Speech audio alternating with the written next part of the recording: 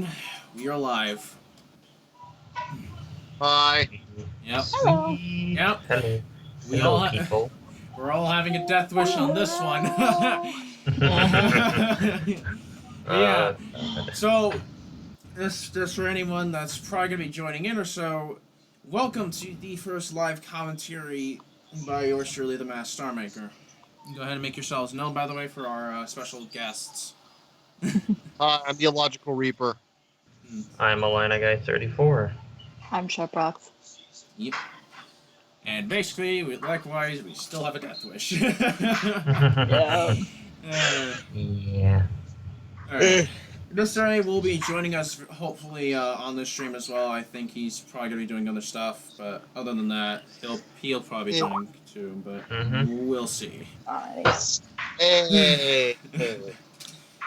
Alright, so, I guess before we start this, because likewise, there's going to be a pound of things to talk about for this video, allow me to give a little bit of quick disclaimers. First of all, read the fucking description, because I do not want to condone harassment towards another person. And in this case, Doodle Tones for being, today's target, if you will. Yep. Second, this also is kind of going to be the first one, but just don't. For anyone that's basically both a Doodle Tones fan or whatever fan you are of a commentator, don't peg them to watch this stream or so. If they want to come and watch it, awesome. That means a lot.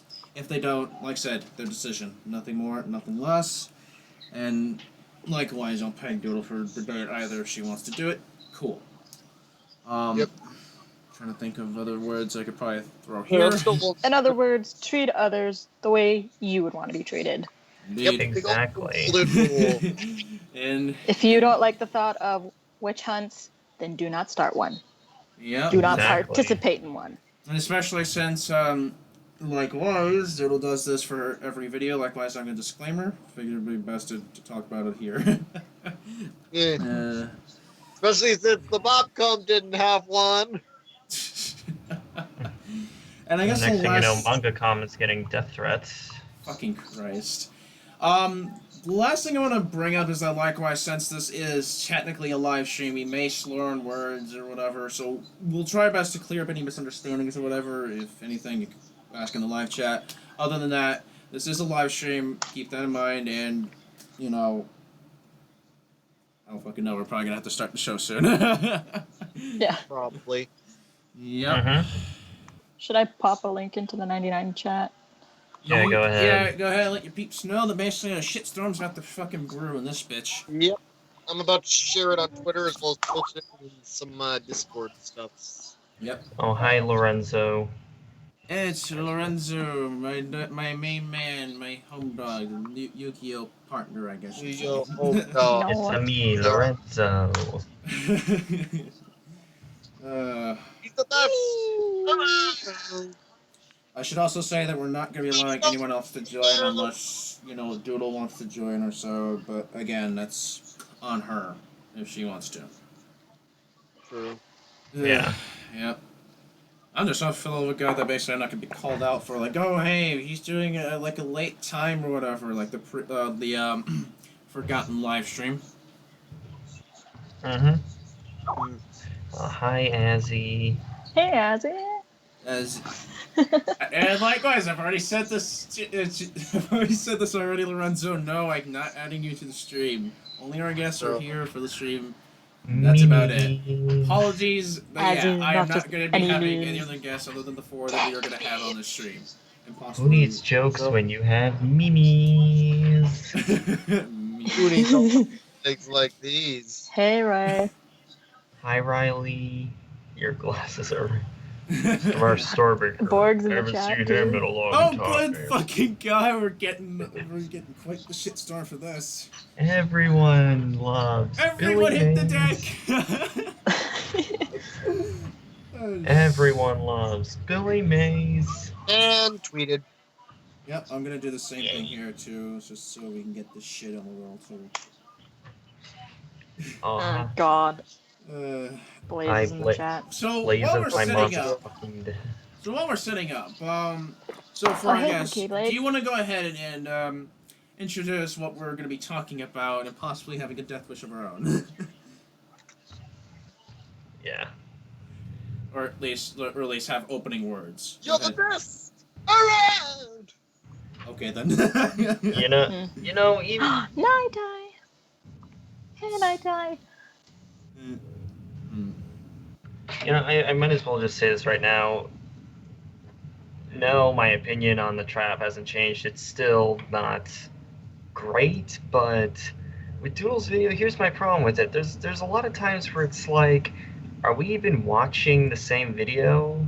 Because there's just so many times where it's just she misses it. That's why I think like Star's commentary is better, because he actually seems like he watched the video.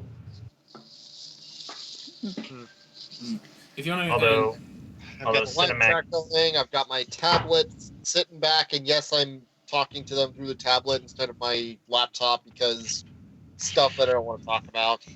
yes, Blaze, we can see that you're saying nigger. yes, congratulations. It's totally like we care right now. No offense. Totally.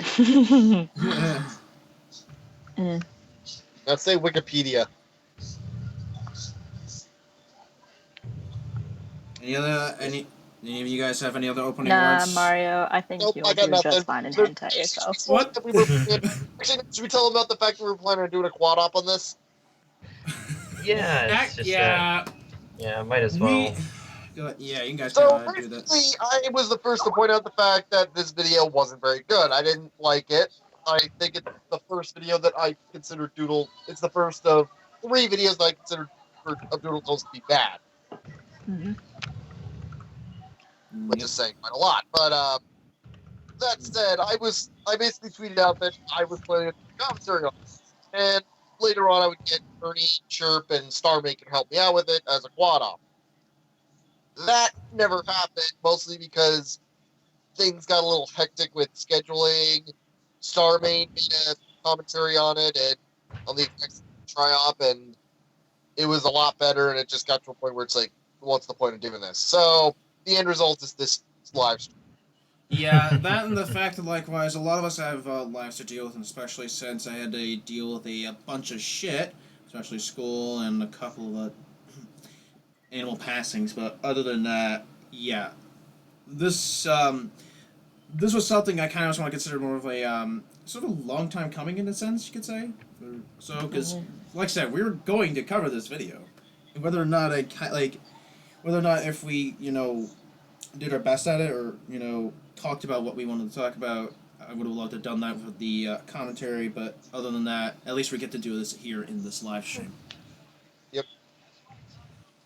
All right. Alright, are we ready? I'm basically gonna I'm basically gonna pop open the stream on my phone and make sure I pay attention to the comments. I actually did the same thing with my laptop. I have the chat open in a separate window. Right. Alrighty then. I guess we'll should probably skip a little bit ahead because obviously we already know about the disclaimer about witch hunting and whatnot. Yep. Let's get started.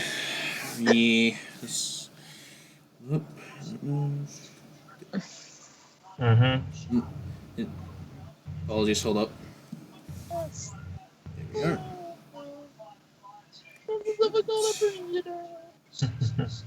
Watch. Okay, just. Oh god, the comments.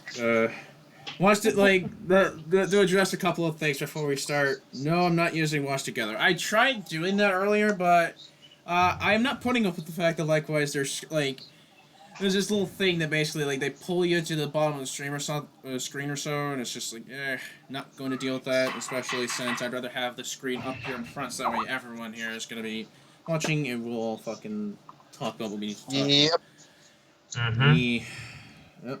And yes, Borg, me commentating on Doodle Tones is going to be pure gold. I am anticipating this to be a death wish. But all this said and whatnot, all right, let's begin. The link in the description is only good to see the source material. Do not under any circumstances make use of wording to be I don't support witch hunts or lynch lobby, so don't be either. As for the subjects themselves, my video is for the purposes of criticism and entertainment. Take care of reader. My content is not here to start drama. Please do not treat it like kids. Alright, Ernie, Chirp, and Jim. Why do I hear background noise? Sorry, hold on. Let me try something. Alright. Alright. That's probably me. Am I the only one who finds it kind of funny that she's like, "Alright, y'all, bitches, sit the fuck down." No. Oh, bitches, sit the fuck down and get ready for a history lesson. Oh, jeez. Is Samuel Jackson now my teacher? Just look like a bitch. Does he look like a bitch? What? Does he look like a bitch? No! Alright, so you fixed up your stuff, by the way, Reaper? No, hold on. Right. Everything is kind of fucking with me right now. Good lord, dude. I'm being like technology. There's the cabbage. I guess while we're waiting, I should also kind of give off a little bit of something here. If any other case and whatnot, I think I'm going to be doing these a bit more. Okay, there. Okay. There, I awesome. think I figured it out. I just plugged my headset to my tablet. Okay. Cool. All right. Awesome. So I wanted to also talk about the fact that these live commentaries are going to be a bit more frequent than I will probably be doing for actual commentaries that are going to be scripted and whatnot, and it's mostly because at this current point in time, I am not really able to continue doing scripted commentaries. Like there's going to be one in the future for right now with as a co-op. But this live commentaries will at least be allowing me to be able to speak on behalf of like a video or so that I wanted to talk about and never got the chance to do so. So this will be a bit easier for me to do and not, like fucking wait years and years just to have a commentary. Let's put it that way. I haven't done a commentary in 2 years, so this is a long time coming. Anyway, all said and whatnot, let's continue. With your content for quite some time now, and you gave me material. I kind of explained that I wanted to hit this at the cast, but that was mostly me not thinking into what I was saying on a live stream, kind of joking around at 5 in the morning. But it was also to see if you guys would spend more time trying to better the work you had, and unfortunately, that didn't exactly go through. So it's video time, and before I begin, yes, I have heard Cinema Venom had made a video on the following video as well. I've also heard some not so great things I'm still hearing about it. background noise, by the way. Perhaps in the future I may cover that, but as it stands, I have yet to watch it, and if on the off chance everyone is blowing out of the I'm still hearing background noise, by the way. I don't know what to do. That's not me. I have no idea what that could be. Alright, well... I say just try to keep the volume to a minimum. But, Okay. Alright. Yeah. Just because it's a guy responding to critics and perhaps it's actually good, I don't know. I don't know Cinema Venom outside of this video, so I don't know the normal quality of what he does. That said, while I do have issues with his video, they don't go above and beyond, well, what these three ask for constantly being proved. So I have a lot more issues with these three to cover. Let's begin. Jesus, by the way, What? it's just Reaper. Like, Yes? I know you're trying. I know, like, there's not much you can do. Just try to, like, lower the volume or something. I can lower the volume a little bit on my laptop since that might be where the noise is coming from. Okay. Yeah, Other than that, I have no idea. If it's an echo from the video, then fuck, I don't know what I'm doing then. Alright. Alright, you're all set there, Reaper? Yeah, I think so. Okay, good. Let's continue then. Movie reviews way back in 2009, and contrary to popular belief, it was not because of the nostalgia critic, aka Doug Walker. It was actually the cinema snob who was the first one that I saw and the one who inspired me to start my own movie reviewing series, though I would later become a fan of Doug's work as well. Interesting history lesson, buddy. Really. In your next video, please tell us an interesting story about how the dust fell on your shelves, because, that is more important than the nostalgia critic topic itself. Ooh, boy, Jim, he's introducing the video. He has so far barely spent any time on this introduction as he leads up to him saying that he is actually a fan of Doug Walker's work. You're jumping the gun way too fast on this one, buddy. Take your ADD pills and sit down. We've reviewed a lot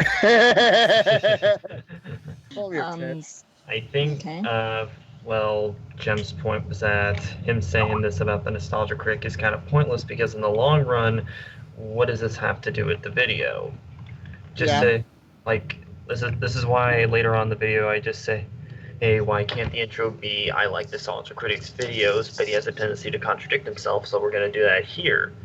Because, like, why do we need this? Why do we need this lecture? Yeah, why do we need the history lesson about him liking nostalgia critic? What's so wrong with just Alright, I like the nostalgia critic, but he has a tendency of contradicting himself, and this is one of his worst cases. Let's go into it. It's like, Hmm. history doesn't have any relevance to it.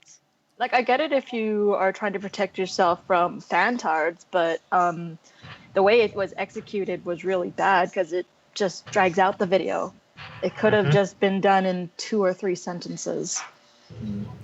Yeah. Also, all right. Anyway, also to address Sarah Dust. Yes, apparently you're in the middle of your Persona 5 stream. That's very interesting. And right now, as you can see, we're basically putting us we're basically just commentating on Doodle at this point. Yeah, basically. Yep.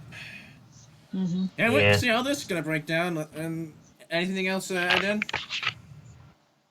No, not really.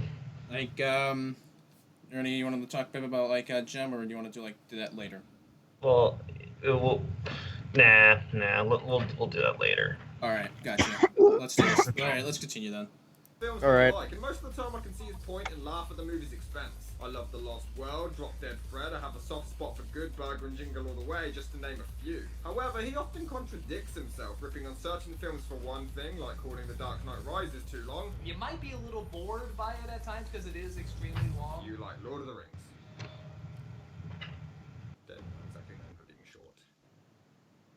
And you made a 3.5-hour mini-series based on your web show.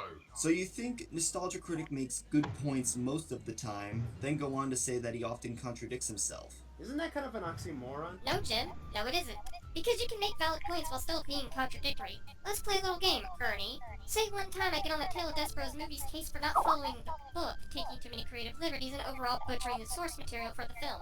And let's just say, for the sake of hypothetical, that I'm able to sell you on the idea and make a valid point on why that doesn't work. I know, right? Crazy hypothetical. Now, to continue this hypothetical, let's just say I praise The Giver for similar things to Tale of Jesus Despero, Christ. being that it took creative liberties and changed a lot from the source material, but I'm still able to sell you on the idea Doodle, and stop. in your opinion, Doodle, valid stop. Oh my point. god. That would Stop. make a valid point for both sides, Doodle, but still be stop. incredibly contradictory with what I'm saying. Doodle, Hell, stop. set him up.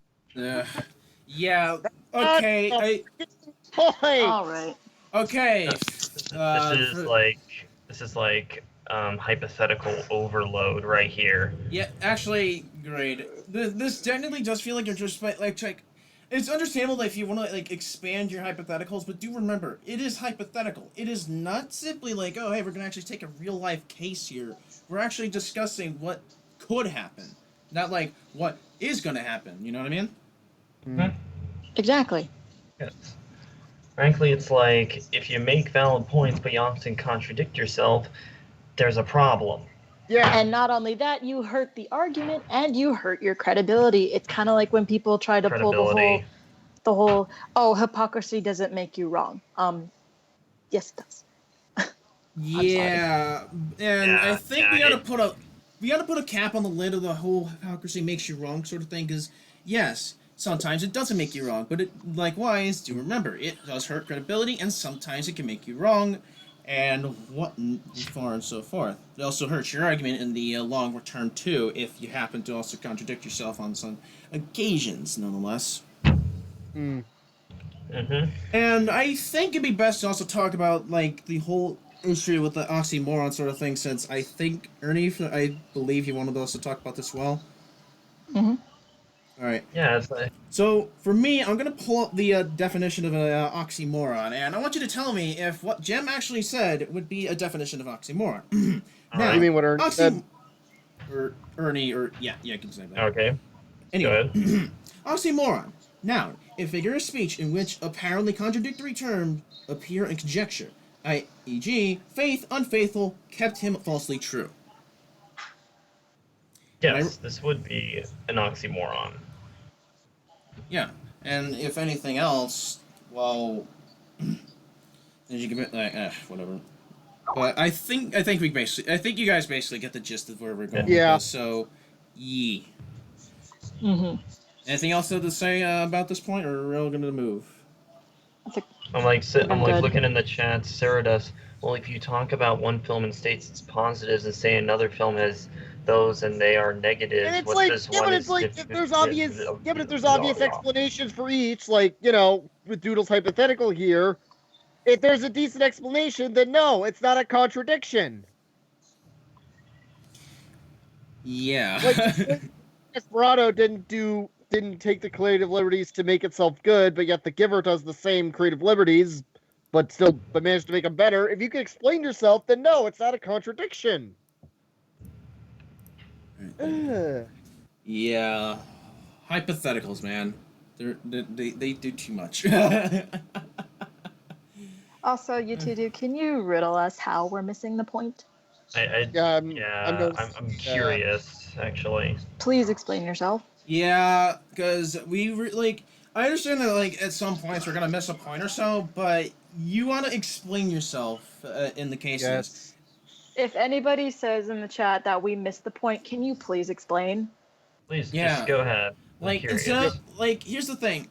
If you want to go ahead and throw around that we're missing the point, Anyway, explain stop. yourself. Don't simply just like, oh hey, you're missing the point and not elaborate on anything. It kind of makes you lazy on your part. Yeah. Mhm. Like Although to lad, be fair, chat only has like 250 characters, so point taken, but even then, you could still at least put in more of the point, or at least the point that you want to talk about. Exactly. So, not really much of an excuse. And likewise, well, if anything, you're more than happy to We'll come back to this whenever you're ready to actually put it in the chat. Oh, there we go. Okay, He apparently said we're twisting the definition of oxymoron. to our favor. Huh? And being corrected. Okay. So basically, Google is sort of untrusted in this case. Or I know that basically it's just like broad or so, but from the dictionary. Oh good lord. Okay, are there any other definitions of oxymoron? Yes. Likewise, we're not twisting it. We're basically just like I read the entire I read the entire definition of its own termini from fucking Google. I don't know how else we're twisting this. Kind of like, ugh. But likewise, I guess we'll have to hear it when he's Okay, dude, no, that's not what we mean. Hold on. You just solved the word contradictory and applied it to Gem restating that Cinematic Venom was saying Nostalgia Critic was contradictory. No, what we're saying is that because he often makes good points, yet he also often contradicts himself. Yeah. I don't know about you, but that kind of also feels a bit contradictory there. Yeah. And it kind of makes sense for it to be a Hey moxie guys, look at the live stream where we trying to do a commentary of Doodle Tones, but end up focusing on the chat more. All right, let's move on. Yeah. No one gives a shit about Yu-Gi-Oh! Stardust. Good. Okay, holy crap, we're basically getting a shitload of... Okay, so let's, so basically we're just like, you saw the word contradictory, no, I read the entirety of an oxymoron. You do realize that, right? And it's also just, let's say I like Vector from Yu-Gi-Oh! Zexal for being evil and sadistic, and hate Hans from Fire Emblem Fates for doing the same thing, but if I explained well enough, then you would know Vector gets. What? I don't know. I'm bit confused there.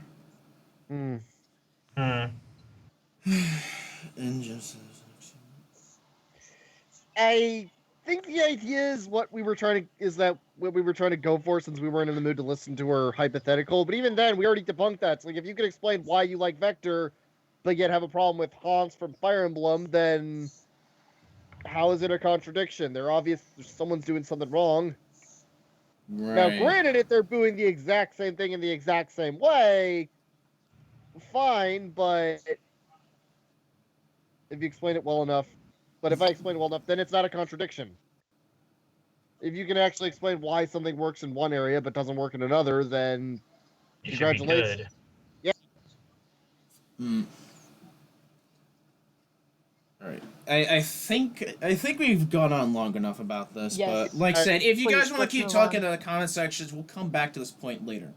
But Alright. I think for now, look, if I'm gonna have to say this, explain myself, you'll have to wait 50 seconds for my response. We'll be here all day. Yeah, taken. Whatever. Let's continue. Let's move on. Yeah, we're getting too full of ourselves. Let's continue. Venom's example is a great example of this. Dark Knight Rises is lengthy and he gets on that movie's case for being too lengthy, but like Lord of the Rings, which is notorious for being goddamn never ending. Now, if I was to get on Venom's case, and I can do that too, it being that he used examples of Doug being himself versus the nostalgia critic who, as Jen later points out, Ernie, is a character. Anyways, Eh, as for the part. You guys want to say something, or do you want me to continue? Nah, I got nothing. Okay. No, just continue. Okay, apologies then. Although YouTube dude says he wants to join, he's interested in anyways. That's up to Jet. That's up to Star. Bit late, dude. Apologies. But I mean, I guess I could, but it's just at the same time, likewise, you would have to make sure you explain your case or whatever if we're gonna bring up points and whatnot. But yeah, we'll do that. All right. And at the very least, we'll have somebody that's gonna be defending Doodle, and at least we'll raise good debate. Probably. Yeah, it will. I'd rather try and get through the video first before we do that, but... Yeah. Yes. Still, at the very least, we address our points, and at least if someone needs to talk about it, we'll make ourselves clear. There we go. Exactly. All right. Andre is really building up everything way too much. Bit. Oh, good lord. YouTube dude versus Starmaker debate. Right. This is gonna be fun. And yeah, you're welcome, YouTube dude. All right. Yeah. Okay. Let me just. Yeah, hi. Just click on the rabbit link in the chat, and you can. Yeah. Rabbit link. Yeah, rabbits like watch together, but slightly better. Make sure. Oh, does it steal my cookies? Hang on. That's Probably. Cookie Monster's job. Alright. Yeah, alright, so I guess in the meantime, while we're waiting for YouTube dude, do you guys want to just continue? Yeah, I got. Sure. Yes. Yeah, Let's go do ahead. this. Are you already in? UTD. Alright. Christ, mate. Anyway. Which Lord of the Rings movie first off? There are only 3 of them after all. Cinema Venom said Lord of the Rings, implying in general, implying more than one, implying more than likely all 3 of them. In other words, it doesn't matter, Chirp, it's still a contradiction either way. Second, Anything, Chirp? I kind of want to say, why did you have to interject? Because I later explain it in this next segment. Yeah. That's what it feels like. Yeah. Yeah, if, I guess basically the point being that likewise we're basically, the Chirp already addressed this later on, so this was, how you say, redundant. I'll have to see. Yeah. Anyway. are you seriously comparing a comic book action movie to a fantasy movie? It's totally not like the 2 are structured differently, and that the average viewer would expect certain elements in each one. Chirp, kindly get your head out of the clouds. Different genres have no relevance to the discussion at hand. What matters is length. In Cinema Venom's mind, getting on one movie's case for one thing and not another's case for the same thing is a contradiction. It is to him hypocrisy. But, you wanna know what's funny? Cinema Venom doesn't quite understand one of the key elements of the viewing here. As what one movie can do right, like Lord of the Rings, may not be done right in another, like The Dark Knight. Perhaps in Pep's opinion, The Dark Knight was Hence why unique there because there was hence the nothing very different bad genre in that movie, points. unlike in Lord of the Rings. Lord of the Rings may have so much more to offer in it that they couldn't do without, Jesus as The Dark Knight Christ. doesn't have. Pause. Of course, we don't know. Yeah, alright. I As, like, no offense, but has it occurred to you that maybe different genres have different expectations? Like, And have for different ways of being executed? Yeah, like, for example, you in expect- fantasy, you're expecting world building and explanation and magic. With something like sci-fi, You're expecting like The science and the robots, technology aspect. like science. scientific technology, And then- aliens, whatever. And then For with, example, with when- superhero action movies, you're expecting, well, fighting superheroes. What do you expect? Yeah. Right. Exactly. Oh, by the way, to address the issue Saradas has with us, I think it's because it's probably because of Reaper when you're on your tablet. Unless you two did, you're on. No, I'm having the same problem too. I was just about to say I couldn't really hear her interjection because there was some weird echo. Yeah. Apologies in advance for that. Plus, for some reason, the volume is like really quiet. Hmm? The volume in the video, it's like really quiet. What I try. Okay, so to also Here, explain. give me a second. Give me a minute. Then I'm gonna switch back to my laptop since I'm done with whatever I was doing before. Okay. All right. Okay. Yeah, I guess we could say apologies for that. It's all right. Yeah, This is apologies such a for anyone professional that stream. got. Yeah. Yeah, basically for professional streams being compromised. And should we actually continue that without Reaper for the moment being? I suppose. Yeah, we should probably do so. Anyway, let's continue. Hopefully we won't have much more echo. And let me raise desktop audio. And Given the context Venom does bring up, but this can be a thing that does expand on in this video. And actually, come to think of it, Cinema Venom's example is even more retarded given that Doug's video on The Dark Knight says you might be extremely bored by it because it's extremely long. There's nothing saying that he's bothered by it, just that he thinks there's a possibility that due to the fact of its rare length, it may not keep other audience retention. So it's not like there's any actual hypocrisy going on here. Oh shit, did I start doing your commentary for you already? My bad. He rips on June. Okay, I remember this point. She was saying how it doesn't matter. They were structured differently. It's still long, right? Is that what she said? I think I mean, I could. it's like you know, you hello. expect. It's like you expect a superhero action movie to use its time in a certain manner, whereas a fantasy movie in another that's manner. I wasn't talking about what Chirp said. Oh, what oh, Doodle that. said. Okay. What Doodle said was like, it doesn't matter. It's still long, right? She's like saying here's the thing. the genre doesn't. To be fair, Matter. Cinematic Venom's kind of an idiot, so. He is. Alright, so Sarados basically says, well, if you have a long ass point, then interjecting at the very end and bringing up every point at the end kind of drags, in my opinion. Okay, Sarados. Okay, that was stupid. Like, what do you mean, Ernie? What? Like, what do you mean? Oh, Hold on, nothing. I was pause. just referring to the chat. You mean Sarados' comment? Mm-hmm. And also right. The thing is movies can be long, but in order to make them good and watchable, they have to be entertaining from start to finish. Like they gotta use their time wisely, because Exactly. because if a movie is full of nothing but padding, then well, you're obviously gonna get bored by it. Exactly. The audience is going to pick up, and the audience is going to get bored. Therefore, you need to execute it properly.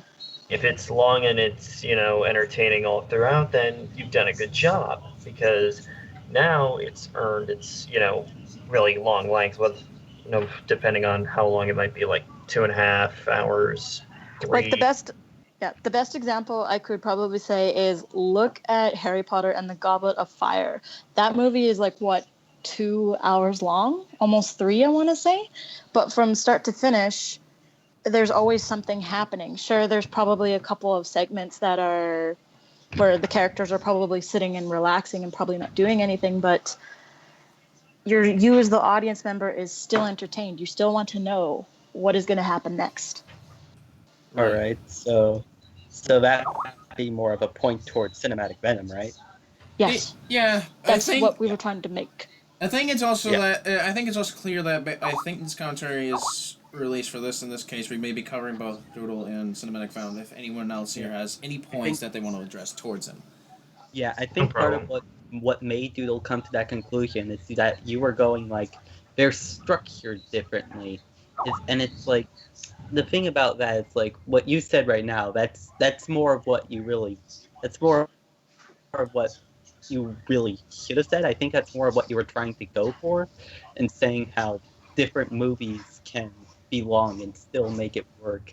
When you're like going on about how people have different expectations for a movie, like you said, you said it doesn't matter whether it's like a Batman movie or a fucking Marvel movie, whatever, as long as they use their time wisely. and it's kind of what you were going for here. And I think that's what Doodle was trying to go for here, or what Doodle was.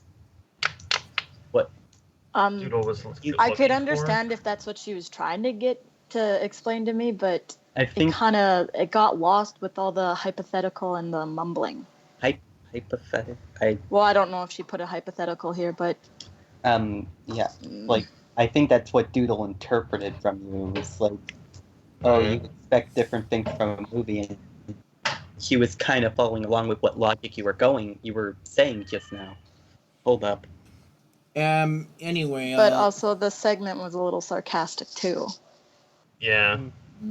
All right. Yeah. Anyway, one last thing that should be brought up is that Wi-Fi guy brought up. Also, Doug was telling people they might be turned off by it for turned off by.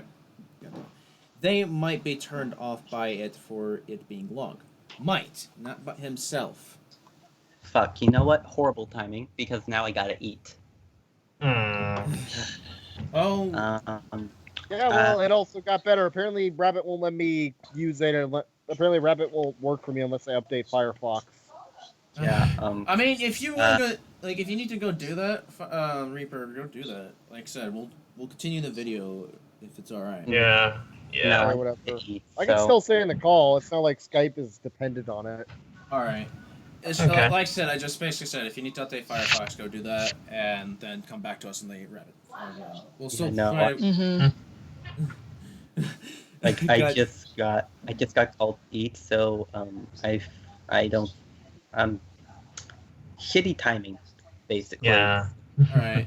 By the way, Sarados also says YouTube dude, don't pull Ryan, don't pull Ryan.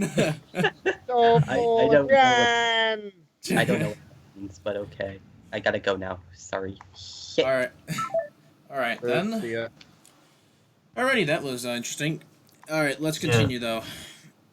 All the way for commercialism, the likes of Christmas Story. He complains about the Shining miniseries being unable to wrap up a scene with a simple solution, despite the aforementioned Peter Jackson saga being guilty of that even more so. He also often misses vital plot points or just doesn't explain himself very well, like how Ben Affleck was actually bad in Daredevil. No reason, he just was. Because it's Ben Affleck. He just sucked. Wait, Affleck. since when was A Christmas Story known for commercialism?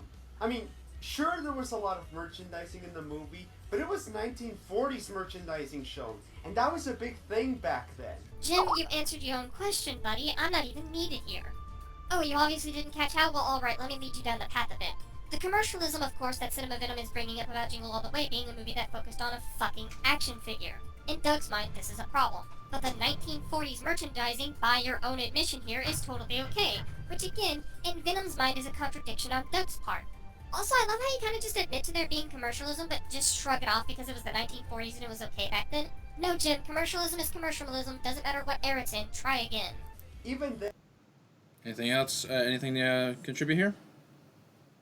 Frankly, okay, so Jim kind of added, like, you know, the part with that's there was it was 1940s commercialism. I probably should have taken that out because, well, yeah, commercialism is commercialism no matter what time period it's in. But I think, frankly, the point he was trying to go for was that, you know, sure, there's merchandising in it, but that's not the main focus of Christmas Story. Yeah. The Christmas Story was more about what this. It's got a bunch of things going on though. Yeah, it's more so like it has like more of a diverse sort of story. It's like you could focus on Ralphie's story, like you could say that's kind of like the main focus. Since for the most part we see Ralphie, you know, always like not exactly always, but most of the time he wants this like BB Rider gun, you know, and he talks about it with some of his teachers who basically like wise. We keep telling him you'll shoot your eye out, kid. You'll shoot your eye out, kid. And yeah, kind of that. And at the very end, obviously, it's his get the Rider BB gun. Yeah. So like the main focus is, you know, the family trying to celebrate Christmas, even though they're like, you know, the mother is always doing housework, the dad is kind of a grumpy old man, Randy is, well, the little brother. The little brother can be obnoxious. Yes, yes, he can. And so, okay, so basically, Sarados asks, who was Jem, Ernie? Jem was a guy that I knew. There's really not much else. He used to be a commentator, but now his name is Mud. Yeah, basically, Jem is what we like to call trash. And he's also a liar. Yep, Yeah, that too. yes, he is a lying twice. I guess the thing is, like, I think while I can understand that people are going to be criticizing Jem's points, I think somewhat that his points really shouldn't be like too focused on heavily, and I mean this as in because, and I know like this could be a really shitty thing to say, but this is Jem we're talking about. This is a person that likewise we have seen, you know, fail on his part. I mean, Ernie, if you'd like to go ahead and give a little bit of a backstory to that, you're free to do so. Oh, gee, let me take you back to 2015 when him and the Fiery Henry, or now he's called Just Call Me Henry, but that's a stupid name, so let's just say Henry. You did come up with Henry on this pro reviewer named Give and Take, who is saying that it's okay to clop, and Jem took high offense to this, and was like really, really freaked out, like, what? Ponies are sexy because of the curves? What the fuck is wrong with you? And it's just, it was unpleasant because at one point he said, I really want to fucking murder you, and was like screaming in the video, and it hurt. And, you could argue that it was a joke, but it's like, no, it actually wasn't a joke. He was serious. Yeah, and what Ed Ray said right there, Jem is also a stalker. He was known to stalk people. Oh yeah, and even like 2 years after, they're like, why won't the CC take me back? And even though he would continually say, oh, I'm moving on, I'm not gonna think about it anymore. And then next thing you know, he's like in, chat saying, please, I'm sorry for what I did, to like random people that may or may not even remember what he did. Right. Weren't even around. And basically, both me and Ernie technically gave him a chance to, at the very least, redeem himself, and at the very least, somewhere along the line, he's at least done himself good, I guess. And at the same time, yeah, he's basically just went to shit. Like, if you want to tell him, Ernie, you're free to do so. Should I actually say what happened? If you want to, you're free to. I'm quickly, Richard, can we add Jorm to the stream? Wait, what? Or can we add Jorm? If you want. That's, I'm not too sure, like, what is he gonna be doing? I don't know if he wants to participate. Like, if he wants, he says, like, yeah, if he wants to jump in. If you don't, if there's not enough time, that's fine. I mean, I guess, sure. I mean, it's just likewise, I do kind of want him to try, or, not, like, no offense to him or anything, just, like, try to, like, be more of a neutral person to see what Doodle said. Everything should be fine now. Okay, good. Okay, hey, Reaper. Just, if we do add Jorman, just basically, just tell him that he should try to be more of a neutral in this case, Yeah. Okay. Because I want to try to have the stream just be as neutral as possible. It's like, oh my god, Starmaker made a comeback. Yes, in the most unexpected way possible, and it's through a live stream. Yep. Yes, I am. The team that will die in a month said, isn't Illinois' try-up already been covered to death at this point? I'm only aware of 3 people who've done a commentary on it. There's Cinematic Venom, who's so fucking spiteful that I couldn't finish it. There's Doodle Tones, who I planned on covering. And then there's Starmian, who's the best of the 3. Yeah, I think Starman actually did. Saying much, but like, hey. Stamarin. God damn it. I think he at least did a better job than what Yeah. He he actually seemed like he sat down and watched the video, whereas like Doodle's just, She's what just the more- fuck. Not necessarily like what the fuck. It's more so like, and I think this would attribute to most of the videos. Like she more so feels like she's just only discrediting. That's about it. Mm-hmm. And only using what she could, like obviously we have hypotheticals, we have like all this dragged up nonsense and whatnot, so on and so forth that you basically see. Mm-hmm. Right. Anyway, yeah, you guys ready to continue? Yeah. All right. What about Yeah, you? really. Okay. Hopefully, we won't have the echo portion of this. Just keep that in check, all right, Reaper? Okay. All right. Let's continue.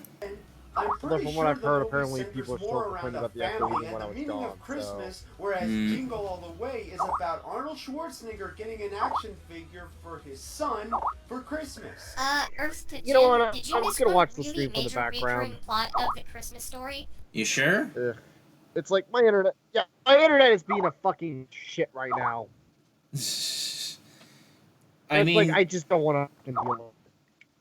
all right, but do realize that likewise we're gonna be like, if you're gonna try to like understand points in the stream, there's gonna be a bit buffered for you.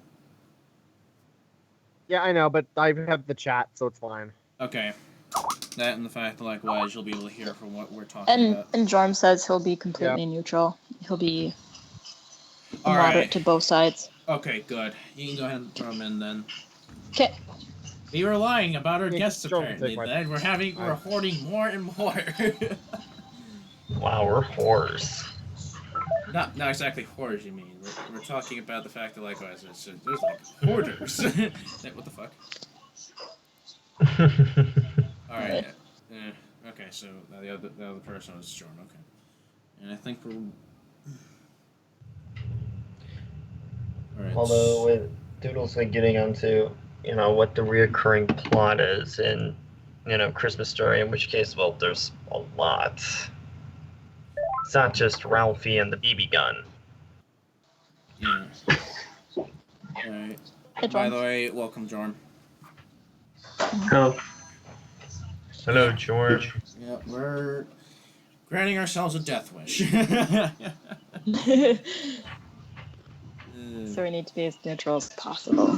Yes, Theological Reaper, internet is fun. Especially when you have to play Overwatch and likewise it fucking lags sometimes. Oh yeah. Mm-hmm. Alright.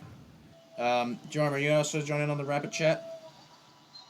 I'll go there now. Yeah, it's in the chat. It's yeah. Well, I guess while we're waiting for him to do that, let's continue. Yeah. Actually, scratch that. Did you forget the main plot of A Christmas Story? Because while I admit there's a lot of distracting subplots, the main plot is how Ralphie wants a Red Ryder carbine action 200-shot range model air rifle with a And compass Joe and a did stock tell and a me I will sundial, be. and everyone telling I him will that he'll be shoot his eye neutral. out, which he... I will be as neutral as I can. Alright. Never. Just Alright. saying. Just telling you though. No promises. Alright. And likewise, I apologize for pausing and whatnot. Just hang tight with us. Likewise, this is going to be quite the confusing stream, and I'm going to go back a little bit so Yeah. we all have a bit of a context to try to hear in this again. Yeah. All right, we're all ready now? Yeah. Okay, good. main plot of A Christmas Story? Because while I admit there's a lot of distracting subplots, the main plot is how Ralphie wants a Red Ryder carbine action 200-shot range model air rifle with a compass in the stock and a sundial, and everyone telling him that he'll shoot his eye out, which he promptly does. Obviously you missed that recurring thing, didn't ya? And as for There's the a lot of Shadow reoccurring Racers- plots. That's not the only thing. They all, and towards the end, they all just kind of come together with the dogs, barging into the house and eating the turkey after Ralphie shoots his eye out. The other thing that you could say about A Christmas Story is it's not just about that. It's also how Ralphie interacts with his brother, how he interacts with his mother, his father, how The bullies. like how he grows as a character. And speaking Also, of is which, also the crush on his teacher. Listen, guys, listen. Do you know what the word for that would be? What? Character development. This is the very thing that we're gonna have to talk about later in the future. For now, Taz. This. Yeah. All right. Anyway, you guys ready to go? Or... Yeah, Yes. let's do it. Okay, good. Yeah, right. Let us continue. Being brought up. No repetition. Ow, don't have to slap me for that. Anyways, for Nostalgia Critic supposedly always contradicting himself. Repeat this one, bitch! Nice going. You both cut yourself off at the perfect chance of expanding on your points. 10 out of 10 would bleach again. Okay, so I'm I'm sorry. Go on. That was a joke. Yeah. Yeah, I mean, it's understandable where like Doodle could probably pull up the context of like saying, "Oh, hey, they could have explained It's a clear themselves," joke, but this was a joke. This is clearly Doodle. Yeah, this was clearly Doodle. Doodle's brain having that thing set up. You know, when she thinks to herself, "All right, I gotta take this seriously, even though this is a joke." This seems to be a recurring theme with her. Yeah, especially in this one. Right. Anyway, let's address someone that says, "Why the stream with black screen?" I'm checking out my OBS as we speak, and it's not really, and that hasn't really changed. There's no black screen. If I think it may be on your part, try to basically close your video or at least go to another tab and then come back, and probably it won't be it'll probably be back to normal, hopefully. And I hate saying it, but yes, Borg, I actually do agree with that. And we're going to see how far that's going to go with this video in particular when she takes jokes a bit too far. But other than that, let us continue. Also, we're more than a minute and a half into this 16.5-minute video, and Venom here hasn't touched the video that he's covering, and it'll be another 10 seconds until he brings up the Jack review. Unless you've got an entertaining skit to lead into your video, the background info on your subject shouldn't drag out like you're doing here. This could have been summed up like, "I like Nostalgia Critic's reviews, but I feel he has a tendency to contradict himself, and his review of Jack has various instances of this." See how easy that was? So it's okay to not get to the video for goddamn nearly 3 minutes if you have an opening skit, but don't you dare try to give a minute's worth of backstory on your target. Look, I'm not saying the intro skit is a problem, but what I am asking for is a bit of consistency with your claim. Why is it okay for one but not the other? Because intro skits are entertaining? Well, so can the info that Cinema Vim here is bringing out. In fact, I could make a similar argument to your own, and it would do it just about as good. You spent 2 minutes not getting to the video, when we could have taken out that intro in whole. See? Same argument, same amount of criticism, i.e. none. I can tell you guys one thing, you're certainly consistent at letting inconsistencies slip by. Simple explanations can prevent this whole thing from being a mess. I think we can explain that through this, and I know this would be somewhat of a sort of an argument, but here's the difference. When we're talking about this, how do we put it, cinematic Venom here. He is talking about a review.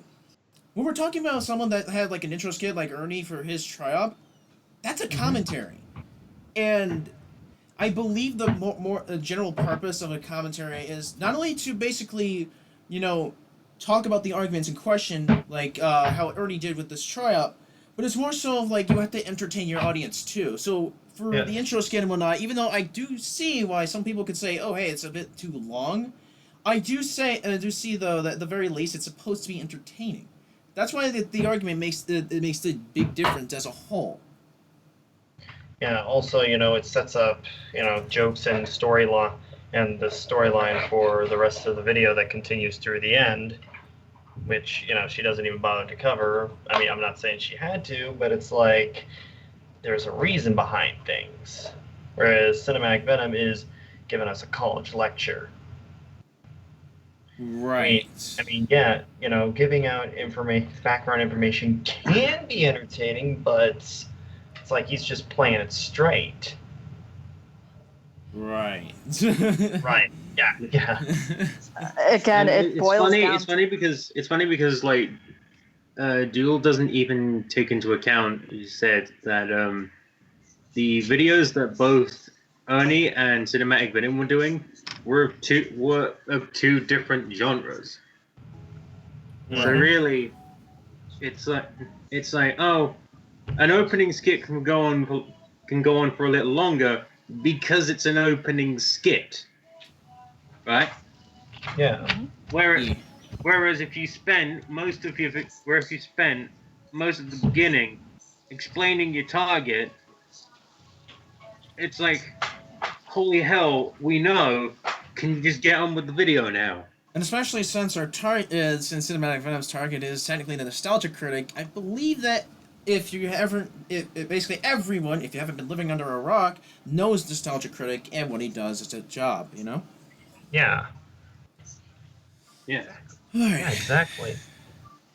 Man, this is already fun. We haven't even poked the fucking actual movie in question. But other than that, Not let's yet. Yep, Let's and get to that's gonna be the real meal because I think for the most part, you and Ernie and Sherp here will probably be talking more about it than I will. Oh yeah. Yes, especially acting and whatnot. Yep. Anyway, let us continue with this whole. Said Happy Madison fans shouldn't live. People only like Hocus Pocus as a guilty pleasure, and they all know it sucks. And it just comes across as uncomfortable to watch sometimes, with someone forcing an opinion on you so much. Usually, however, I can ignore all of that and just enjoy the comedy for what it is. You do realize that the Happy Madison jab was a joke? Did that ever occur to you at any point? Hey, Chirp Rocks, mind listening to Cinema Venom for a bit? He even stated, and I quote, "Normally I can just ignore this and enjoy the comedy," meaning he knows these are jokes, but these kind of jokes to him feel uncomfortable to watch. It's almost as if you took an entire sentence out of the picture and make him seem like a triggered twat for brains. Okay. Oh, good lord. You know, if you can usually get past this, then why bring it up? If it doesn't bother you, why bring it up? Because that point right there was what I was trying to say to Cinematic Venom was the nostalgia critic is just simply trying to point out how Happy Madison should play up their comedy. Because at one point in time, I'm pretty sure Happy Madison always used toilet humor.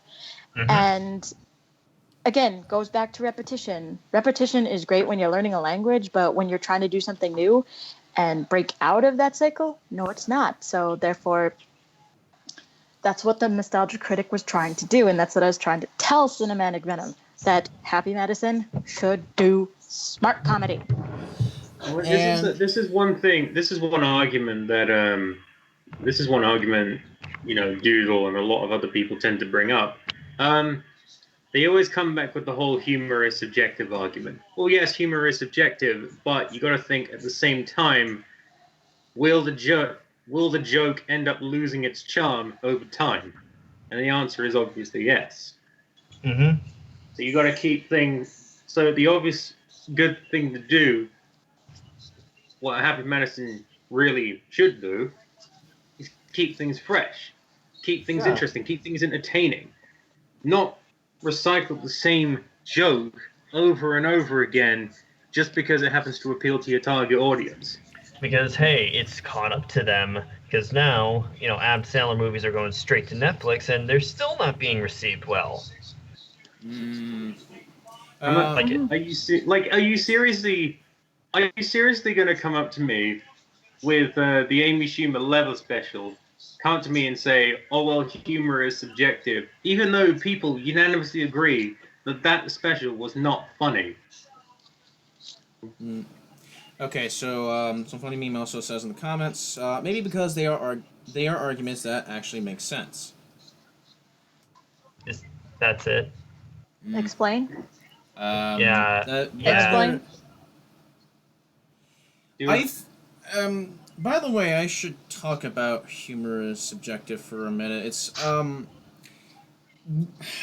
really don't know how to actually break this down because it's like, when you say humor is subjective, are we just simply talking about like humor as a whole, or are we talking about how people are going to perceive humor?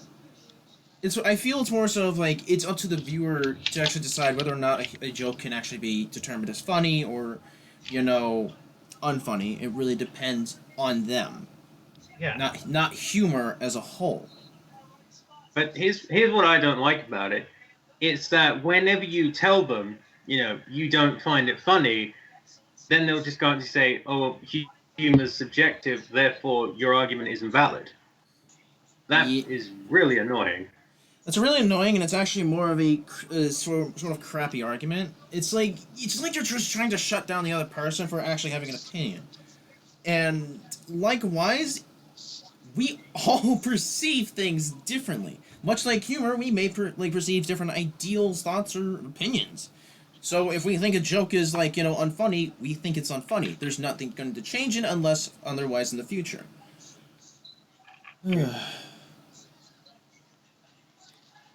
Anyway, I think we've gone on a bit long enough about, oh hey, humor is subjective or not, so let us continue. Yeah. Also bring up the fact that there's too many examples in this segment to the point where it's just cramped. Hell, you didn't even show clips from the 8 Crazy Nights and Hocus Pocus videos despite showing clips before. It comes off as unfocused and shows that you should just get onto the fucking video that you're covering. You gave like 3 examples here. That's enough to get a point across. You guys later get on his case for bringing up no examples, and while I can cover that then, I'll hit it here. You bitch at him for bringing up no examples, but you bitch at him for bringing up 3 examples. That, kids, is what we call inconsistent. Have I harped on that point enough yet? Alright. Okay, this is poor wording on my part. I meant to, basically when he's, saying, I like the lost, well, but then bringing up, like, that Arnold Schwarzenegger movie and Christmas Story. I meant that whole minute and a half. It's just all cramped and just seems unfocused. That was definitely poor wording on my end, although, I mean... But I think even though the wording was poor, I can honestly say that the message was still there.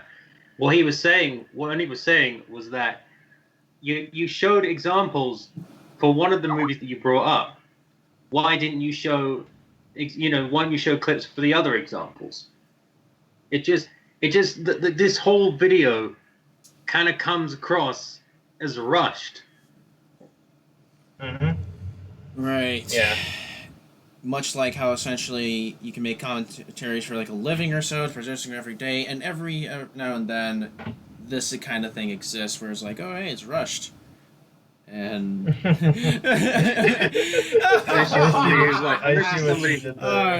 somebody pumps out commentary daily, and it's like, oh god, these tend to get worse over time. I said this the last time in the debate stream, but I'm just gonna say it here too. And I know this is like off point, but I just want to address this simply for most of the commentary community. Do remember, commentating is a hobby. If you make it a job, cool. Just don't overdo it. And I mean that as in, like, you don't want to stress yourself out that you pump videos like this, and then basically it doesn't, work. Like, there's not really good points, it's not really entertaining. But again, we'll have to save all that later. Anyway, yes, for our final thoughts. It's like, my apologies if I did win. This is just... When you watch something like this, you watch, just think of like almost any commentary from Doodle Tones from like, I don't know, about September 2016 onward. They have almost no rewatch value. This is probably just my opinion, but I'm pretty sure I'm not the only one who feels that way. And unfortunately, you're not. Like, to me, when I come back to these videos or whatever, it's just... I don't really feel entertained. Like, I'm not gonna criticize, like, Doodle as a person or whatever, I'm just talking about the content here. It's just, the content doesn't really feel entertaining.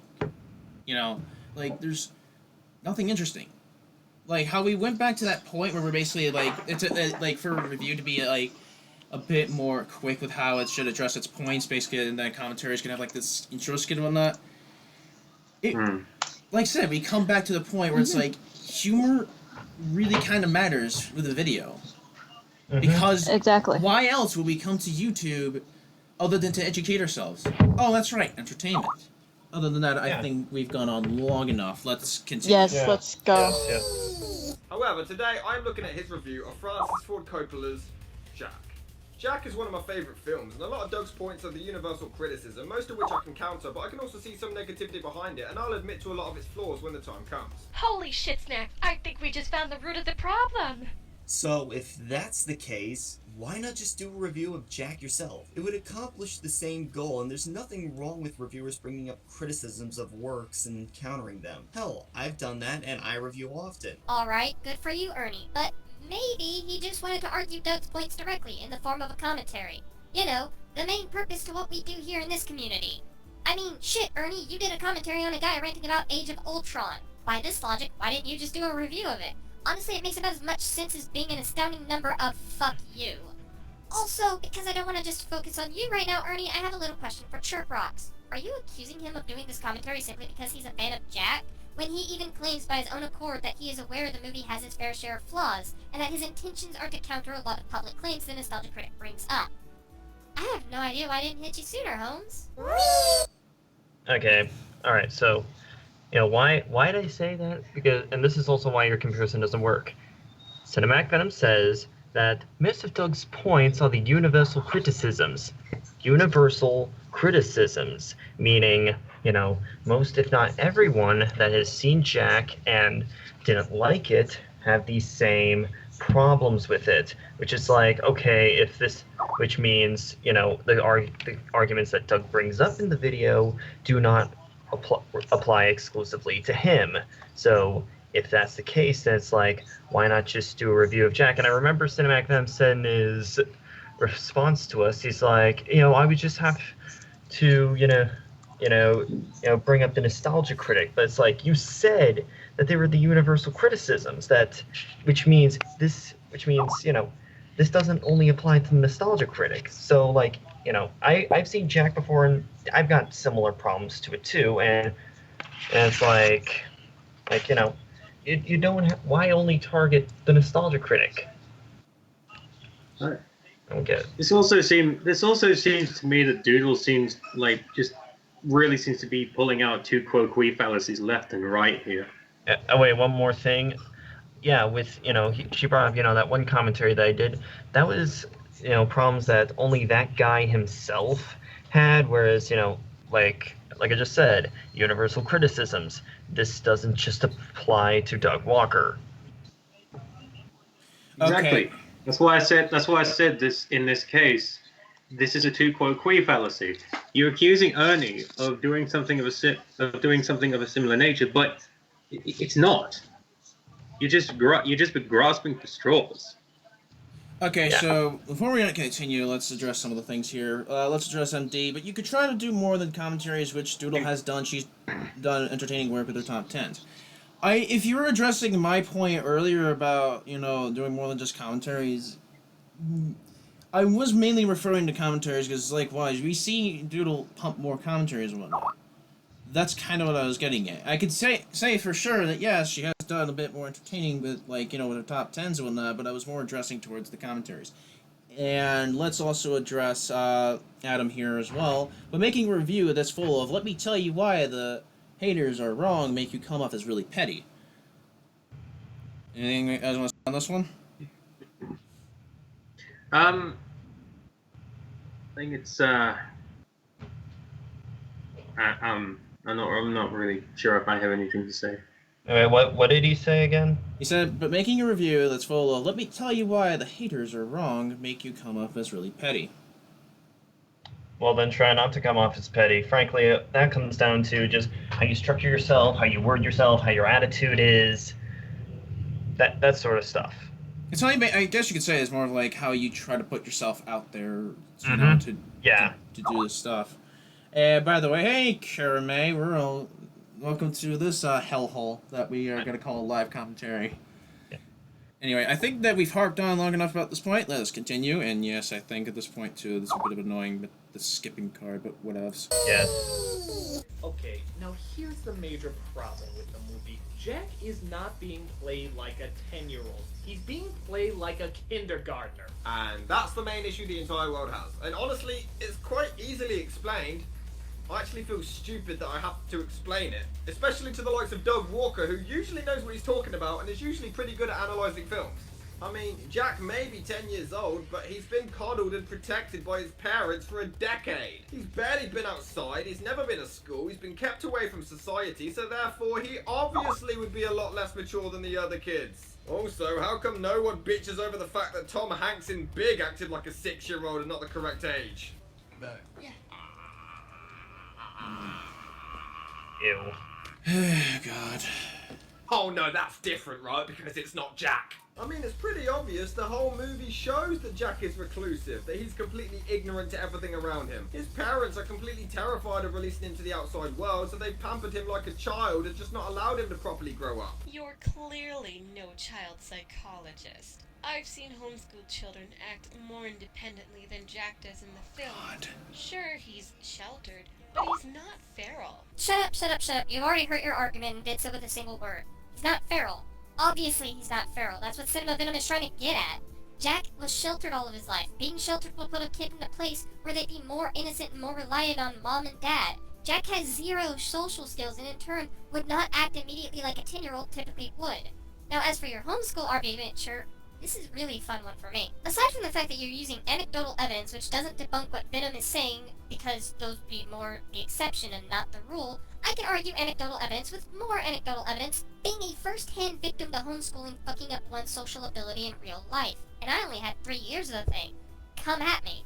To be fair, I was also schooled via online, which means I was required to be a little bit more self-reliant, but the little bit of Jack that I am aware of, he was schooled via tutor and parents, meaning he's always had parents to rely on, and this of course being over the time span of all his life. And if you've seen just kids in general being away from their parents for the first time, it's alienating for them. And of course, this is talking about kindergartners, but here's the thing. Being babied all your life, you're not going to have a mentality above a kindergartner by the time you're 10. That's just common logic. Next point. He is also... I can already imagine Trev has a lot to say for this. You can go ahead. Okay. Okay. Let him This have it. boils down to basic psychology. And the reason why, like, okay. The reason why I said Jack was not feral is because of his parents. You know, when we are babies, when we are born, the first people we interact with is our parents.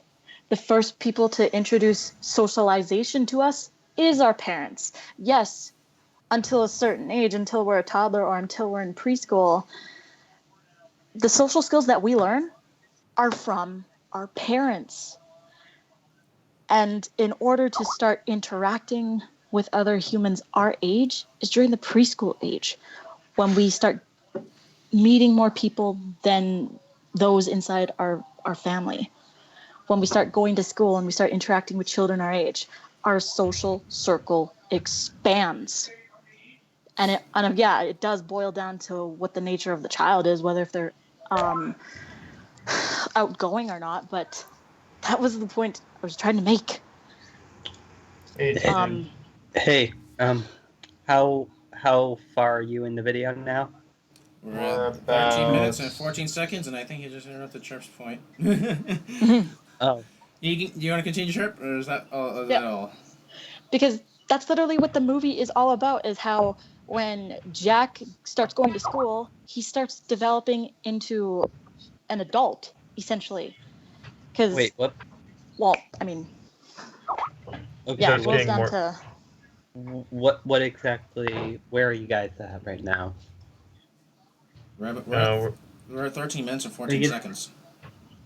Yeah. Hang on, let me get the rabbit thing open. Alright, anyway, but just go on, Chirp. Anyway, that's where I basically... yeah, like, yes, Doodle, you may have been homeschooled, but you see, in order for a child to gain independence, they learn independence from others, not just your parents, but also from other people, like your friends or your coworkers. And when you are constantly in an environment where you can't really thrive, then that's when it becomes a problem. I don't know what point you're at, so I can't really say anything. Anybody else wanna? I think you got it. I think for the most part, like, I guess one thing I could probably say is, like, what you're trying, like, what Doodle said about, like, how, I think for, like, child psychology or whatnot, I think you were trying to establish your credibility as someone that has, you know, done child psychology, if I'm assuming correctly. Yeah. Yeah, then, likewise, if Chirp here was at least telling, you know, a little bit of a backstory about, you know, child psychology and how she at least somewhat majors in it, then it at least establishes her credibility and where she stands on this whole issue. Anyway, next point. Also shown to be, for the most part, a normal functioning human being despite the aging. A better point would be that Robin Williams is at least trying to be a child with an adult body, which isn't exactly an easy task if you've ever taken acting lessons. However, that would invalidate your point about Tom Hanks in Big, which was Tom Hanks being a child in an adult body. This could either mean two things, Chirpin. Both are equally retarded. One, this could just be you taking a pot shot at Tom Hanks, in which case your hate No. voter doesn't debunk anything. You're just taking a shot where it honestly doesn't belong, and you can't claim joke because you're claiming it invalidates his point, and it does connect to your Robin Williams acting point. The second thing this could mean is you're trying to say Tom Hanks' role was a 12-year-old put into an adult body because plot convenience, but that still doesn't really debunk anything because if you break down Robin's character, it's still a kid in an adult body. They're playing similar roles, and again, people would turn a blind eye to Hanks not acting the age he's supposed to portray, but hop on Williams for the supposed same thing. Okay. My point was, it's hard for an actor to go back into their childhood and bring the child out when they are acting. Also, here's So- another thing. In Jack, Robin Williams, that's his body. That's what he actually is. Tom Hanks, it's just some kid being put into an adult body. So that's not, Tom Hanks, that's not the kid's actual body. It's like if, like, me and Chirps, it's like, in, the scene they showed, it's like, what you would do if you were in someone else's body. Like, let's say if I was put in a girl's body, I would probably be playing with my boobs. Something like that. Okay, Ernie. Yeah. Yeah, it's a little too much info there. Whoa. Oh, Jesus fucking Christ. I play with boobs, so you don't have to. Well, then again, remember, Ernie. This is, Yeah. we are always talking about how we perceive things in the world, and females are females, and males are males. So that should be talked about. Yeah. All right. I really Like, can't hear the it. way a child perceives the world is different than how an adult. And that's what you, as the actor, have to understand when you are playing roles like this. Because, and this, okay, for all you otakus out there, I'm going to read you a line that you probably recognize from Ghost in the Shell. And this is what, it's going to make sense. When I was a child, I spoke as a child. I understood as a child. I thought as a child. But when I became a man, I put away childish things. For now, we see in a mirror, darkly, but then face to face. Now I know in part, but then I shall know just as I am known. Yeah. Right. Yeah, Robin Williams, that's how he is. Tom Hanks, it's an out-of-body experience. And it's also mental. Mm-hmm. Actually, yeah, that's mental. That's fun. Always. I'm yes, sorry. indeed. Goes to the Shell. Yes. But I really, Yes, I Dove. really can't hear Yes, anything. Dove. We're mentioning Ghost in the Shell. Your Yep. volume is like, This stream just Really? got 10 times the more Dog? cancer. no, I'm sorry. I can't The hear stream got 10 times more weeby. What were you Hey, gonna The say, volume YouTube is dude? really fucking all quiet. right. Okay, go ahead, YouTube dude. The volume is really fucking quiet. I really cannot hear anything in the video. Huh. Huh. Hey, I have the video on There's full like- blast on Okay, Rabbit. YouTube dude, at the bottom, there's like your own volume controller. What's it at? Yeah, it's all the way up. I still can't really hear anything. How about the volume on your computer? Because I don't I'm want- hearing it just like fine. at 38. It's at 38 right now. I Mine's don't at want it to be too okay. loud because I you don't know. guys. I don't know. I put it at 75, but I don't know how to fix that problem for you. That's For me, basically, my volume is at around 45%, and I'm kind of wearing headphones. Yeah, I don't. I'm just gonna like be going all. I can't hear anything, so I don't know if I Like, can look at anything. You could try to follow along with us in the stream, but likewise, that's really dependent on you. Anyway, yeah. all right. So the last thing I Nah. want to talk about, and this is going to be directed towards Borg, and I mean no offense, dude. I understand that you have legit reasons, but let's try to keep an open mind on what we're talking about. We're talking about a video here, like the actual review and whatnot, and we're talking about both points, both perspectives from Doodle to Ernie to possibly even Cinematic Venom in this case. Berg, didn't you I just- understand that likewise the need to be a bias is, or at least the need to be biased is strong, but try not to let it overcome you, dude. Wait, Berg, didn't you just subscribe to Doodle recently? And let's. God damn it! Do I have to actually talk more about this? Does not pay attention. Do ego problem. Diaper.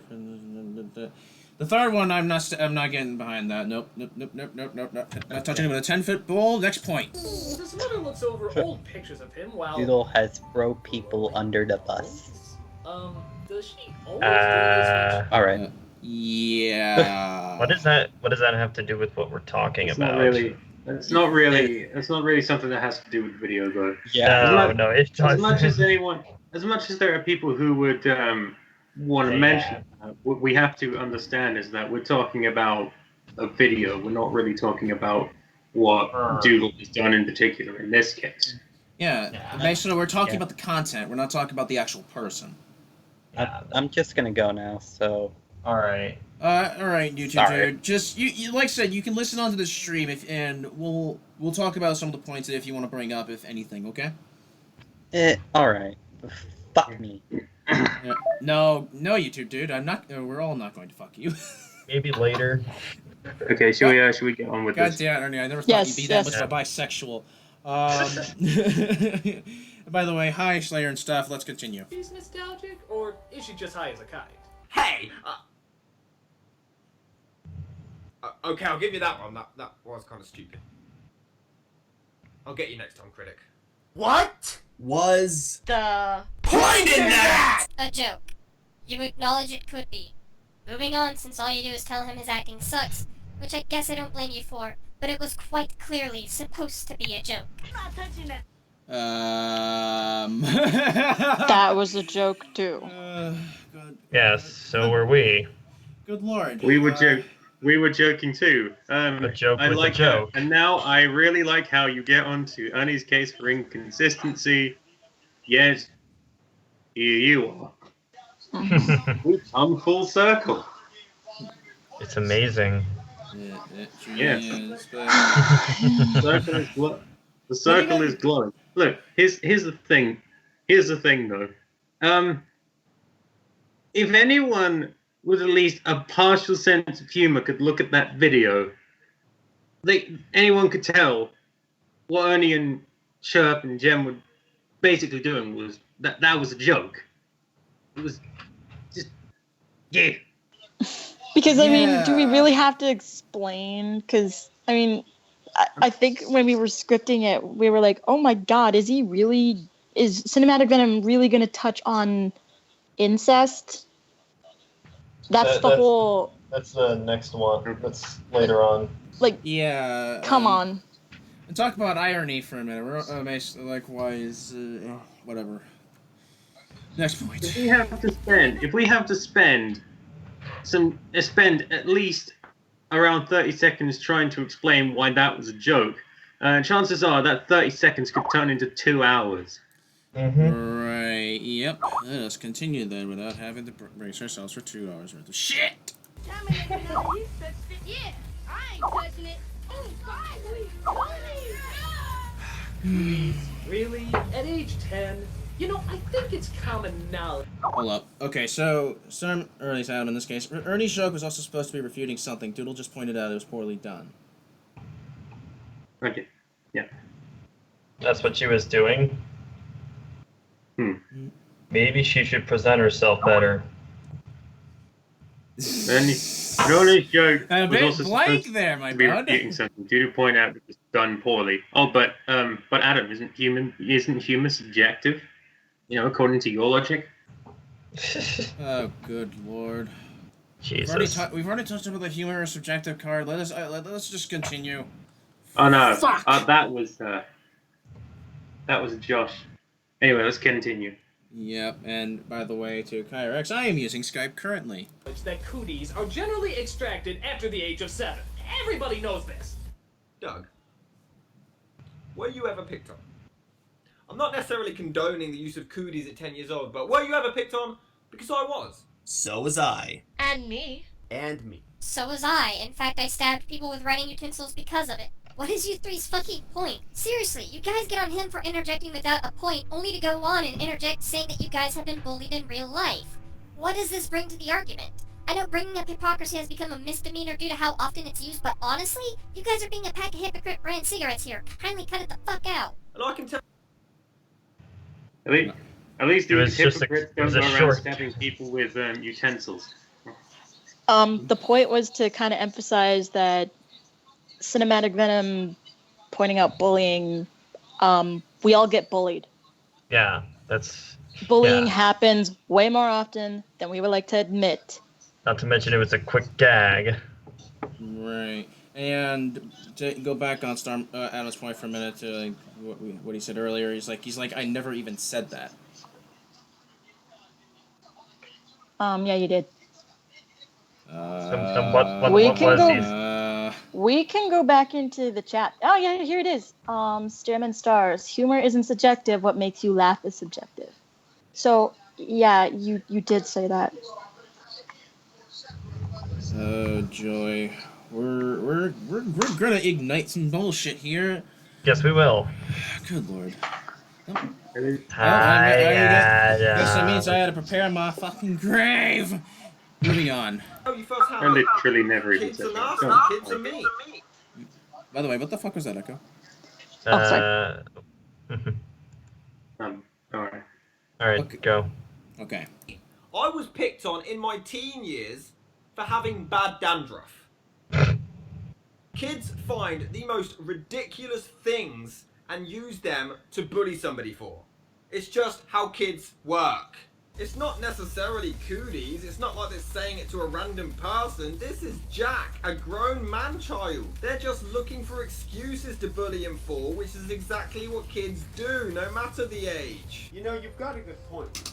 Except for the fact that Doug's problem was that they were using cooties, which Doug said was ridiculous even by the standards of 10-year-old. And Cinema Venom states, just a few words ago, that it's not necessarily cooties, but instead the kids being jerks and using cooties to do that. Even if it's low standards for a 10-year-old, Cinema Venom is saying that they're not using cooties in that regard. In any case, Venom, that was a fucking joke, you dope. Okay, first of all, I'm sorry if anyone else has their points to talk about, but first, hey, Mr. Ray, you're missing the stream. Come join, you fucking faggot. Anyway, to Storm and Stars, basically saying, guys, I was agreeing with your point. I just worded differently. You guys are going on about humor not being subjective. I agreed. Anything you guys want to say to that before we touch this point? Okay. What? Okay. Sure. All right. All right. And moving on. You guys go ahead and talk about the point that was presented here. Okay. It's like he's like, really, Cootie? It's not just Cootie. It's like okay. So I just keep losing my train of thought. Oh, God damn it. I don't know, but it's like, Nostalgia Greg never said, kids don't pick on. He never said, kids don't pick on other kids for no reason. He's just like, why cooties? I'll be back in a few minutes. All right. babe. Well, Ernie, I guess if you want, we could try to go back to the point, and you could try to regain your train of thoughts. Yes, please. That would help. All right. Well, apologies about this, viewers. Just let us go back a little bit. All right. Here we go. I'm just gonna try to get to a point where it's like, oh, hey, it's at least there. We're using cooties, which Doug said was ridiculous even by the standards of 10-year-old. And Cinema Venom states, just a few words ago, that it's not necessarily cooties, but instead the kids being jerks and using cooties to do that. Even if it's low standards for a 10-year-old, Cinema Venom is saying that they're not using cooties in that regard. In any case, Venom, that was a fucking joke, you dope.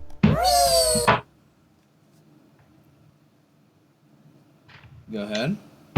Okay. So, really, Cooties? He's like, were you ever picked on? Kids find the most ridiculous things yeah, you're right, but he was getting onto them for using cooties.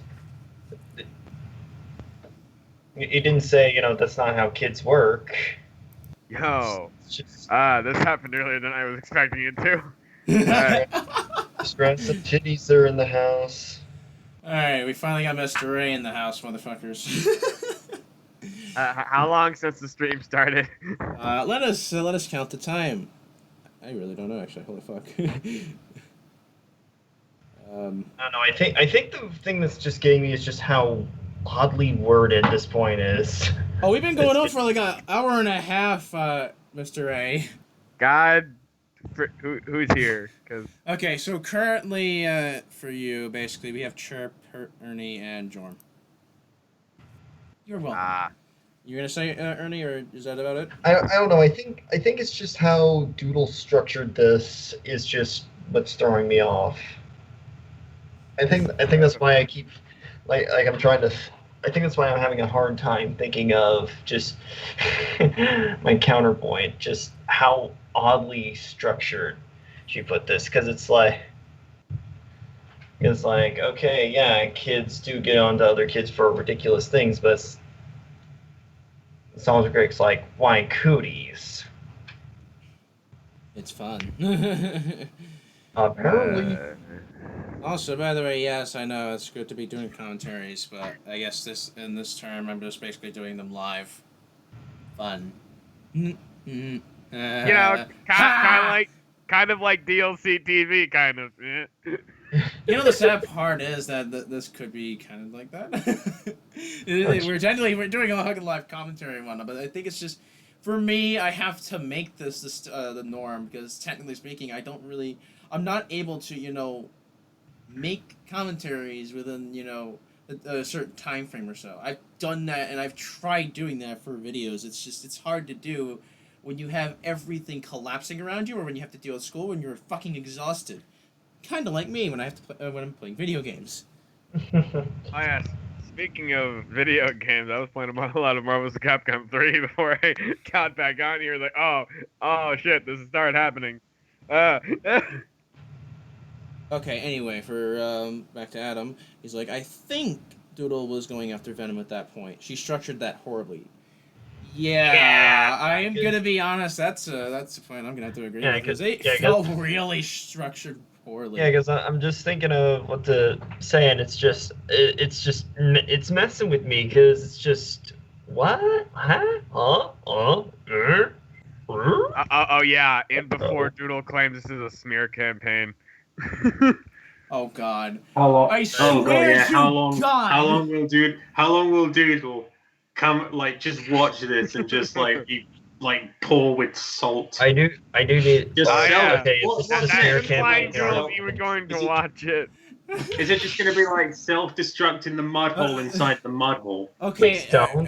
Okay, I think for the most part, Liz, I think that we're gonna have to address that later. But for now, I think it's best that we should continue with this.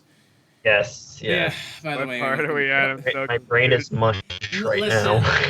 Listen, Mr. A, it's all right. Don't worry. Well, yeah. Let us continue. Dirty magazines under his bed. What are dirty magazines? I got to be really. She's smiling at the fact that he wants dirty magazines? Yeah, how dare she smile at the fact that her son is finally acting like a normal 10-year-old boy? Fucking bitch, you'd want him to remain a reclusive little hermit who's alien to everything around him. Funny, because if I was caught with a dirty magazine when I was 10, I guarantee you that I'd get an ass whooping. And I doubt I'm alone. I would have gotten the talk with a belt nearby. Well, you see, when the man and the good God! Oh! What? Hey, it's the point. Look at it go! Cinema Venom's point was the fact that Jack is for once acting like a regular kid. You three probably already were normal kids and weren't as sheltered as Jack. So to see Jack finally do what a normal kid would do and, escaping that box of, hey, he's not acting like a 10-year-old, showing development, it's obvious the mother would want to see that, especially if they wanted him to be a normal kid to begin with, as hinted by the movie sending him to school. Your anecdotes do nothing within context. Check this. Your argument does nothing in context, Because here's the thing. Dirty magazines. If looking at dirty magazines is the normal act of a 10-year-old, then why, if someone is a normal 10-year-old, get the talk or a beating from their parents? This is just one thing I don't really seem to understand here. Because most parents, that's the last thing you want your 10-year-old to do. Exactly. That's the last thing you want your kid looking at. I mean, it becomes more understandable when they're going through puberty, but I don't know many people who would go through puberty at 10. No, I don't either. Cause it's like, hey son, what are you doing? I'm looking at Playboy. I'm proud of you. It's just what?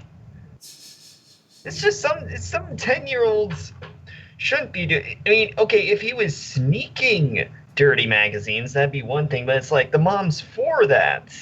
Which it sends mixed signals. Yeah, especially since likewise. And that comes full circle around my point. So let me get this straight. As I said, if a normal functioning 10-year-old is expected to behave like this, just reading a dirty magazine, why would an actual normal 10-year-old actually get punished for it? That's one thing I really don't seem to understand. Okay, when did this movie come out exactly? I think it was 98. Or no, 96. 96. Alright, I guess it would make sense for them to have... You know what? Then that becomes a question of why do they have adult magazines lying around in the first place? Okay, so Adam says, the thing is, Jack isn't a normal 10. You're treating it like he is. 10 what? 10 years old? I mean... Probably that. He's a Pokemon trainer. Okay. So, I mean, yeah, the parents want him to, act like a normal 10-year-old, but they should also, if they want him to act like a normal 10-year-old, shouldn't they be, enforcing rules if he's a normal 10-year-old? If they want him to be a normal 10-year-old? Because, there's just some things you don't let a normal 10-year-old get away with. I mean, Yeah. I think it'd be even more severe back then because parents were stricter back then, I believe. Right. Although part of me does kind of feel like if I were to watch this movie, that part could have been somewhat cut out. Sir, I mean, to be honest, these guys are the really worst doesn't parents refute my ever. point. God. We understand that, okay, he's an adult with the mind of a 10-year-old, but quite frankly, You're losing your train of thought, Mr. A. You're losing your train of thought there, bud? I could probably somewhat clear the air and just say... Good fucking lord. But I think the general term for this is why is it... This is an actor that's pretending to be a 10-year-old, for fuck's sakes. Yes. There's really no excuse for this. And I said this earlier, but I feel like this part of the movie could have been cut out and nothing would have been affected too much by it. I feel like it's just this little thing that they wanted to throw in because of other reasons. Yeah, because, in the next scene, he's in the treehouse, looking at dirty magazines with the other boy is being like, you think our moms look like that? And this is where Adam's argument seems to fall apart, though. He basically says, oh, you're treating it like he's an actual 10-year-old. Well, in this context, people say, oh, he's a 10-year-old in an adult's body. If that's the case, I'm gonna treat him like a 10-year-old.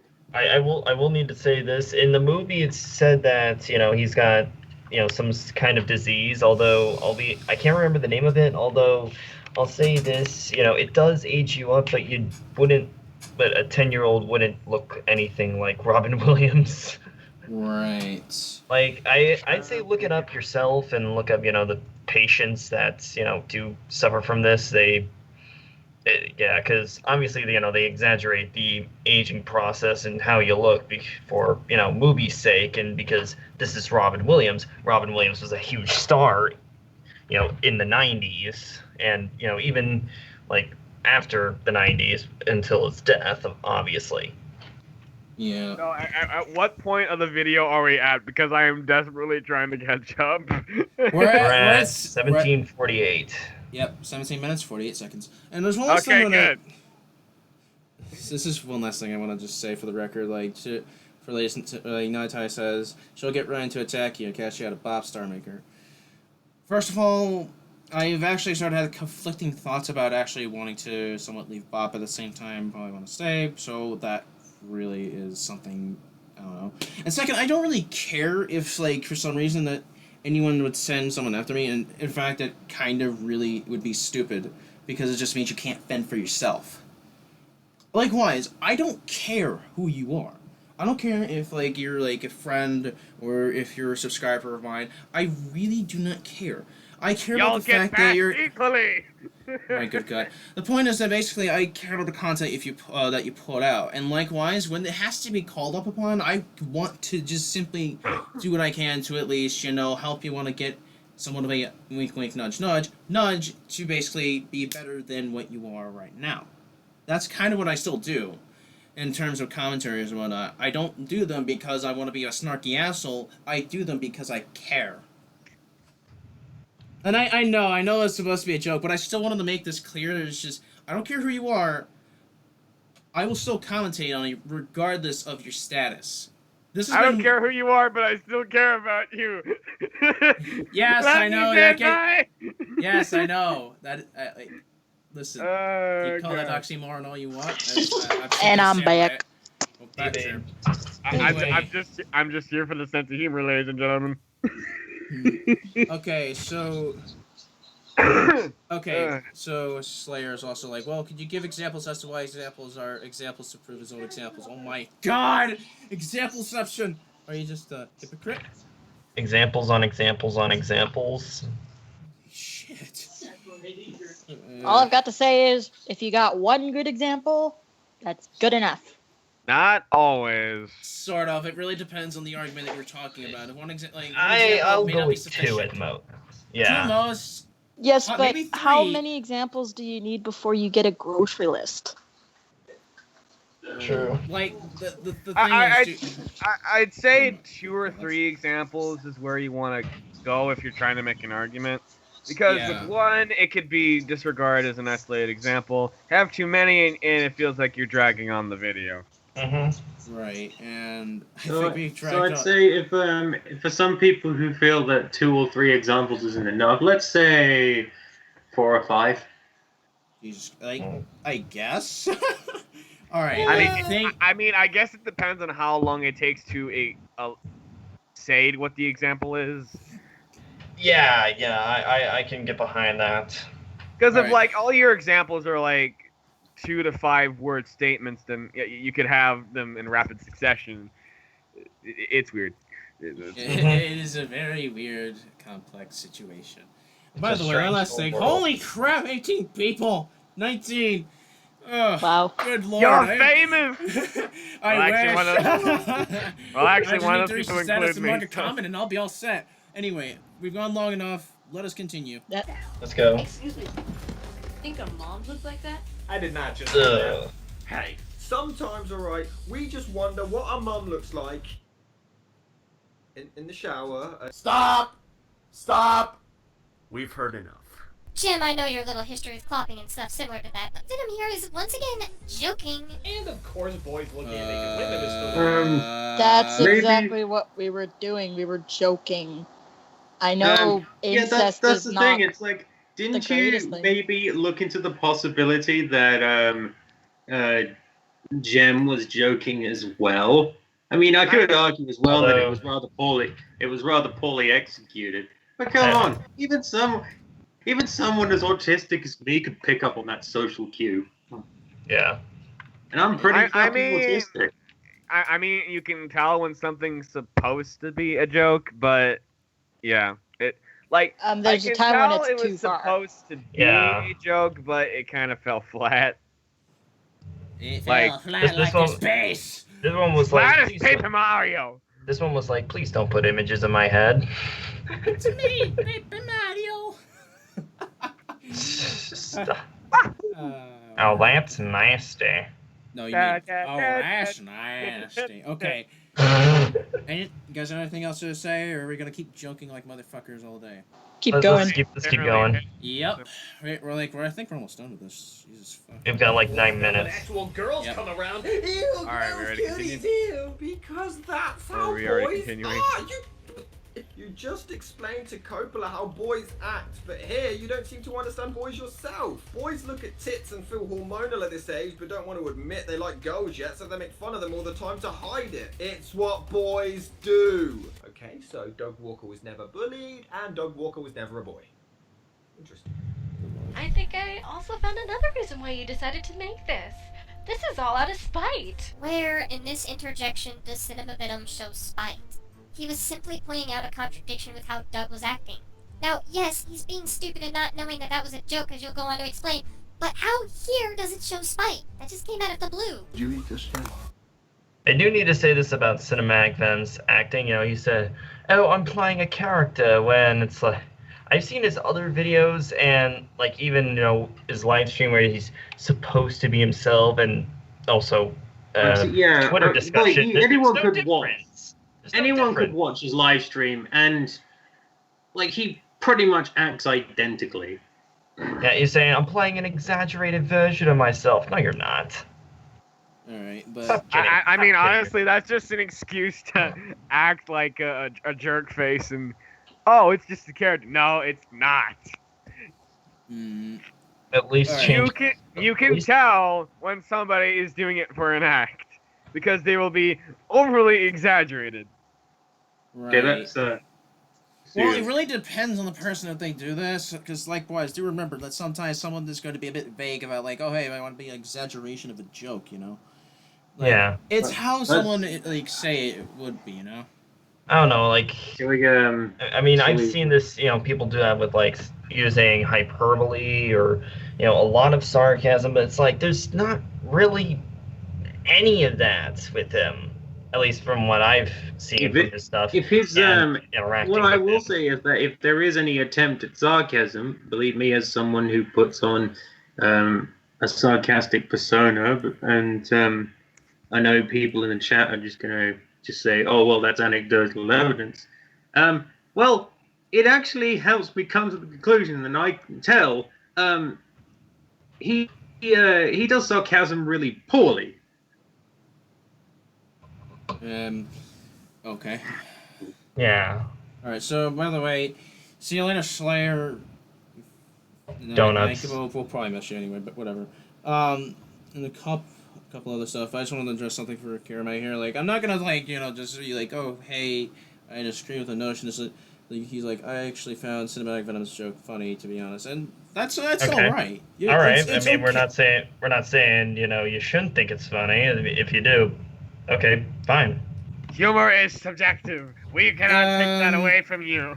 We're not saying whether it's funny or not. Just By the way, Mr. A, we kind of already said that whole humor subjective thing.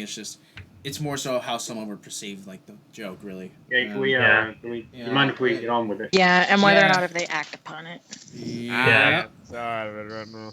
It's okay. Don't worry. And yep, let us continue. Hey, it's Bill Cosby. Ew. Everybody has to. Yep. It's good. Oh, come on. He's had worse. So did his victims. What? Oh God. Oh no.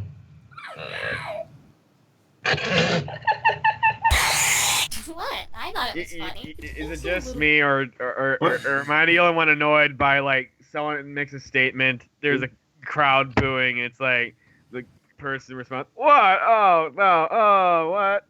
Why don't you like that? Okay, I think I don't know. It just seems so pretentious sometimes. Yeah, and it's like they I'm gonna know agree. people are gonna hate them for Yeah, making I'm gonna have a to agree statement with like Riley. that. I'm gonna have to agree with Riley here. And Doodle's point is just like, yeah, I thought it was funny, but likewise, we've already said about this whole humor thing. May want to actually check up on the live stream when we were talking about it. But, let's continue. Okay. In this world, they throw a dance for kids when apparently at this age they're still tossing water balloons at girls. My son is 6 and his school throw discos. for kids younger than him too. You do realize that not every school out there has Anecdotal dances for kids, example. right? I mean, Venom. my school didn't let anybody go to dances. I'm sorry, until I'm 6th. watching this at my own pace. So if my comments are not exactly in sync with the video itself, you know why. All right, Okay, no problem. It's cool.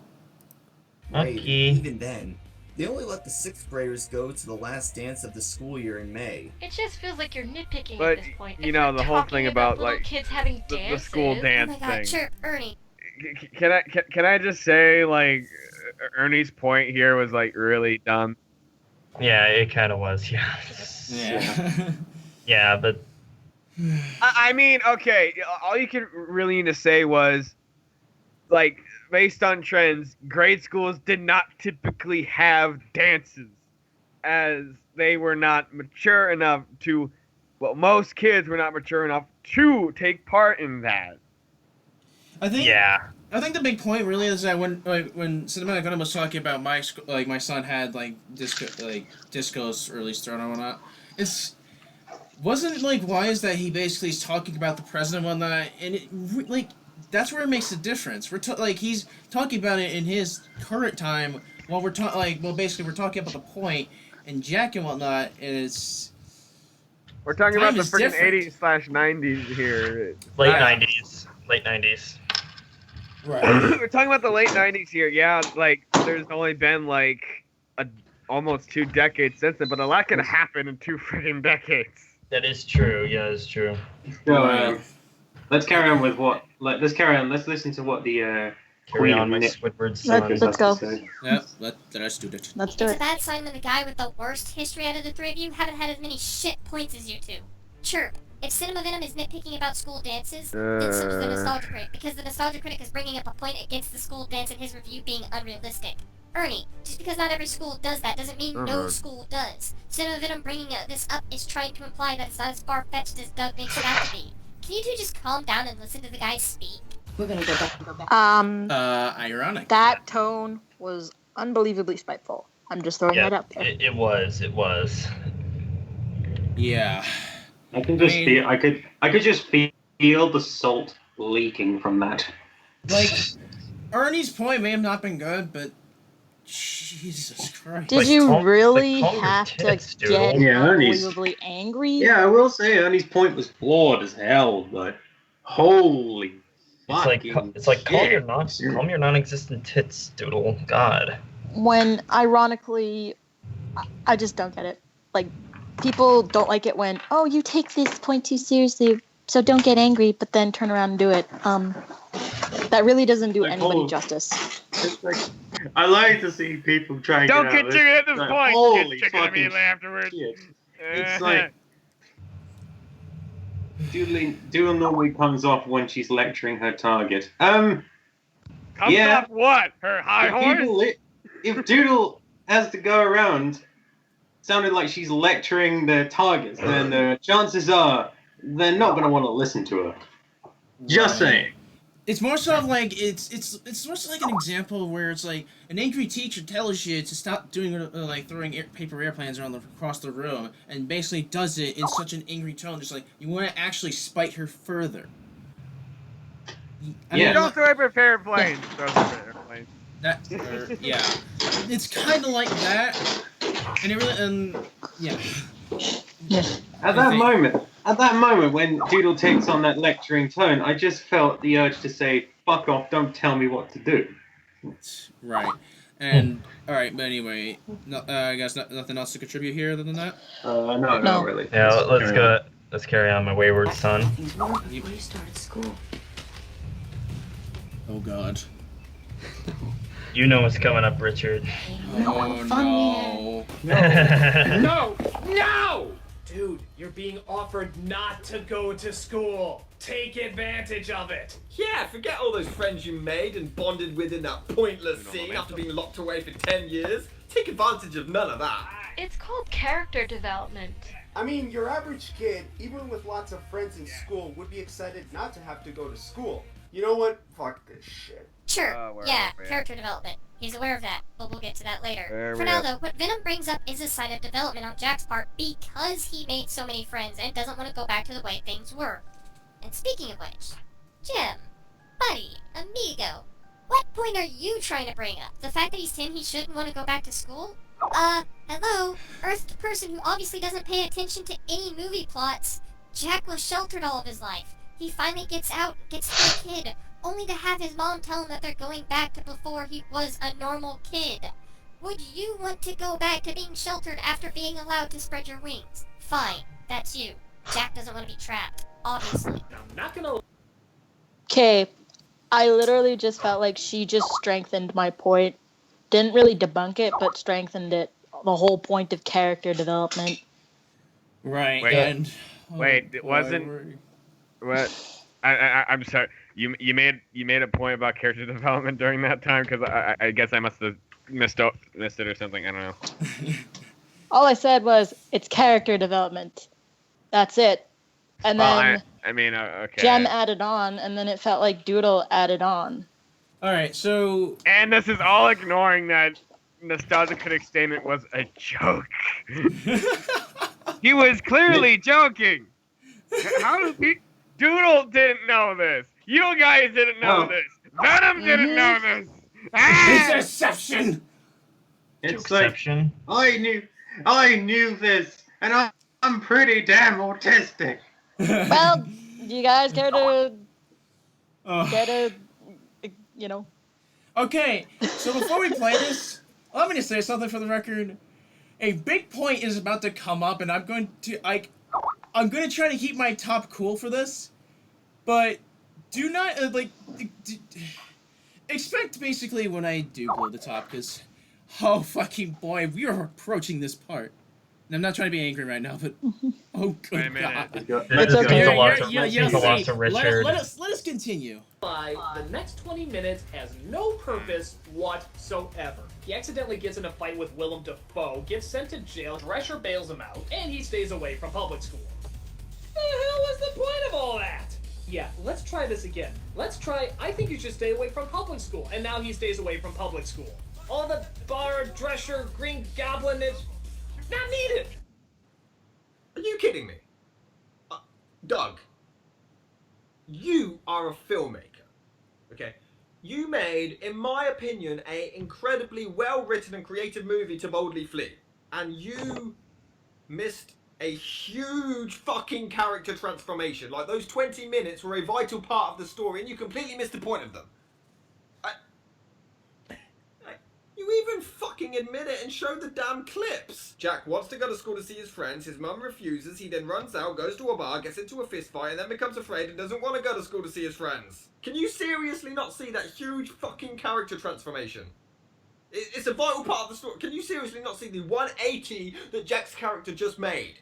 The fact that he wanted to go to school, but then he went out to the real world, realised how dangerous and scary it is, so he doesn't want to go to school. The entire character changes, the entire story changes. Were you fucking drunk when you wrote this? I want to give you the benefit of the doubt and hope you were. Don't you think you've had enough? I'll tell you I've had enough! Excuse me, but...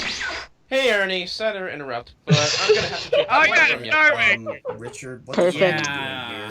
This is my channel. Yeah, and I can appear out of fucking nowhere because teleportation for plot convenience. Now get out, scrub. What the fuck, Richard? Hi, random Starmaker. How are you this fine day? What the fuck are you doing here? This isn't a quad op with you in it. You just appear out of fucking nowhere with no explanation other than because I can. Throwing any flow this commentary had to a grinding fucking halt. And confusing any new audience with CC, especially since you're Richard. What are we laughing so hard about? I think I'm Oh my. This is some of the most autistic shit I think I've ever seen. Jorn, let her finish. Richard? I am going to be the one that is going to break this down. Because Richard, it's all yours. Let's let her finish her point, and you'll see why I'm. Now you guys see why I'm. Let's just go. Instead of the masked Starmaker. I do grant you Richard is easier to call him by. That's why I've been calling Illinois Guy 34 Ernie this whole time. But see, Ernie has been here the whole time. Random Richard here has not. Nobody who's watched this video has been introduced to him yet. That's just like Nightmare Cogamine alluding to an Ernie's video with a previous commentary I've covered. Thanks, Ernie. Clearly you haven't learned from Cogamine's mistake. Again, though, I ask Richard, why are you here? Ernie, let me answer your question. This was supposed to be a cameo. I'm sorry. Do you not understand the fact that likewise this brief appearance, this brief appearance was simply a cameo. This was supposed to be a joke. How? Oh, but apparently if you pop in and make a point and leave, you apparently are making a joke, which is I dumb. don't care. Listen, I don't care. That was supposed to be a joke. The me appearing out of fucking nowhere was supposed to be the joke.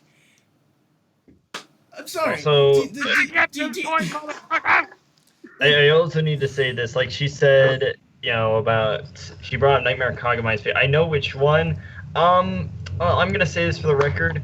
When that video came out, I had no idea that Morgan did what she did. That being, used the avatar changing watch that I had. I had no idea. So how the fuck am I supposed to take responsibility or know about that ahead of time? You know what's sad? What? What? You guys know my commentary on Lego Brick? What about it? Probably not, but my intro skit was connected to Nightmare Kagamine's outro skit of that video. Mr. A, you're a bad influence. Like, allow me to continue. Just that joke, by the way, for anyone that doesn't know, that's more of an inside joke if you know me around Skype. For some reason, I like to think of myself as someone that just randomly appears out of nowhere. Someone that basically. And you know what? This isn't the first time you've done the Starmaker. So quite frankly, yeah, the joke is lost on newcomers, but this kind of joke has happened more than once in people's commentaries. Right. And yes, I'm very well aware of it, Adam. Yeah, I know it's not. I know it's still out of nowhere, but that's the point. That's supposed to be the joke. That's supposed to be out of nowhere. That's the joke. And I know it's hard to get from newcomers and whatnot, but it's still there. I'm sorry if I'm making it vague for newcomers. It's just, I like to appear out of nowhere. That's all you really need to know. That's his shtick. Yeah.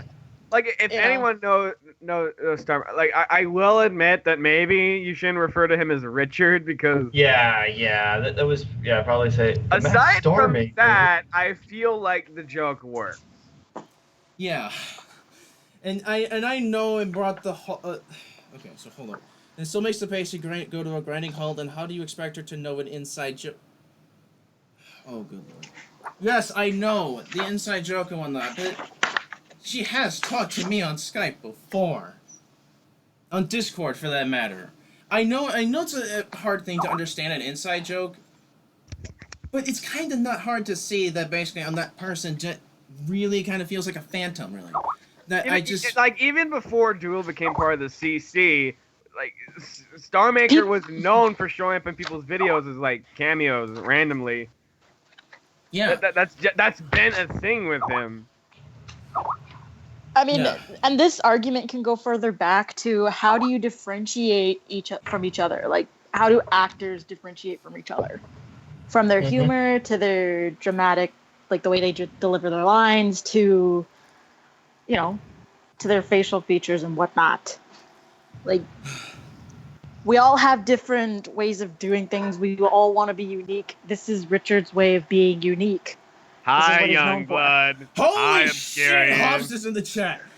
What is up, my bro? For example, we all recognize Youngblood from his avatar of Hobbs. Yeah. And I'm pretty sure you could recognize him from his voice. All to the way he delivers everything.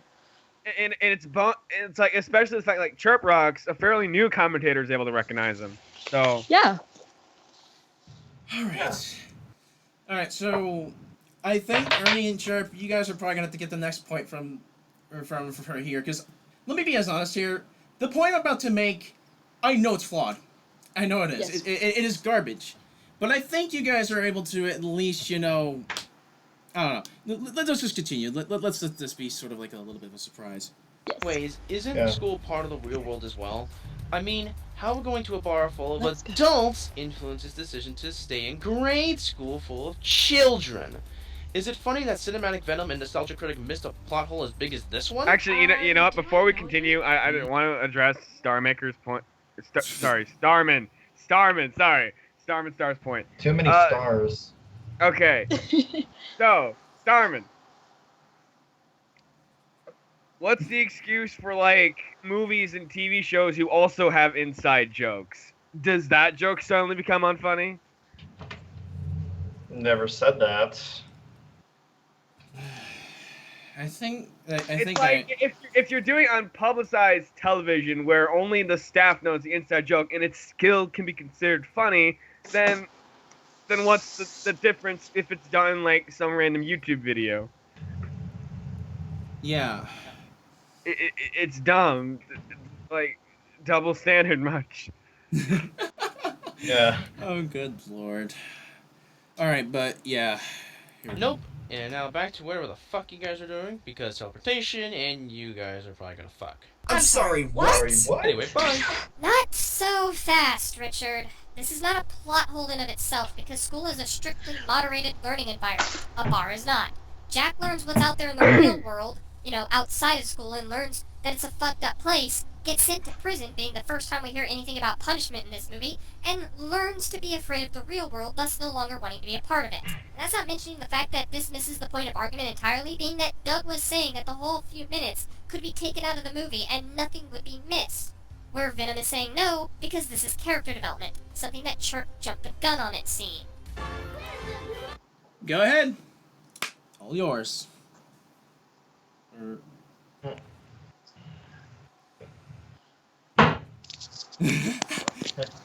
Oh god. You can hear What? you can hear the gallant. But I was gonna say, Ernie and Chirp, do you guys have something to say here? Not really.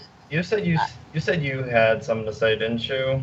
Or like, I remember you did, like, when we first watched this. Like I said, I already said that the point was garbage. Yeah. Like, Not really. I don't remember it though. Yeah, because we, did the recordings like in February.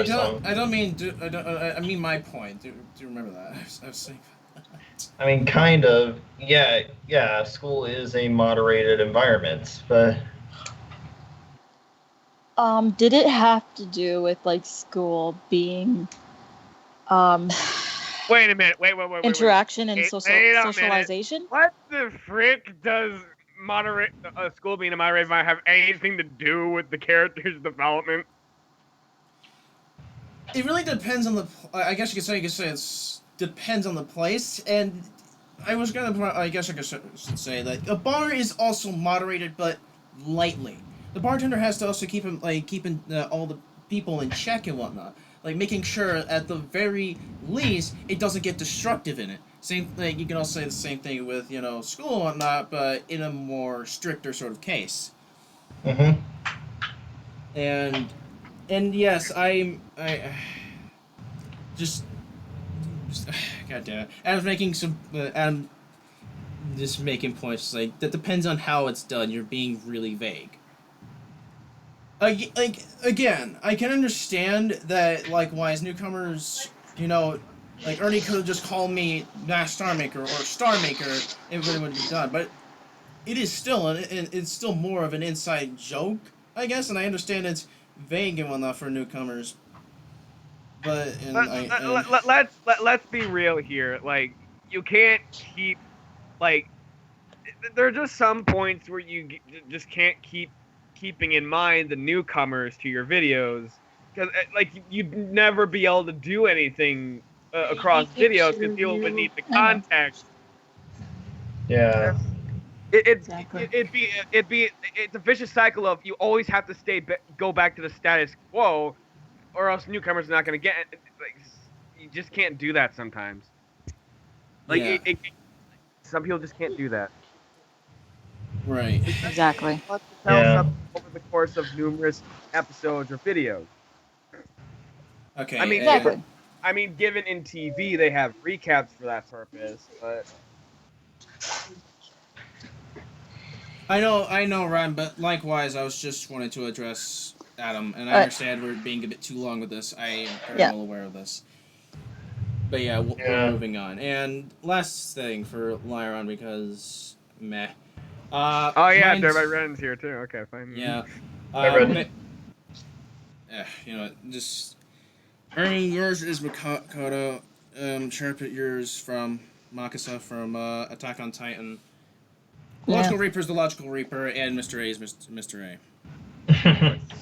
Yay. And basically the other two that we mentioned previously, like Dylan and I, Guy and Chirp, those are basically Danganronpa and Attack on Titan, respectively.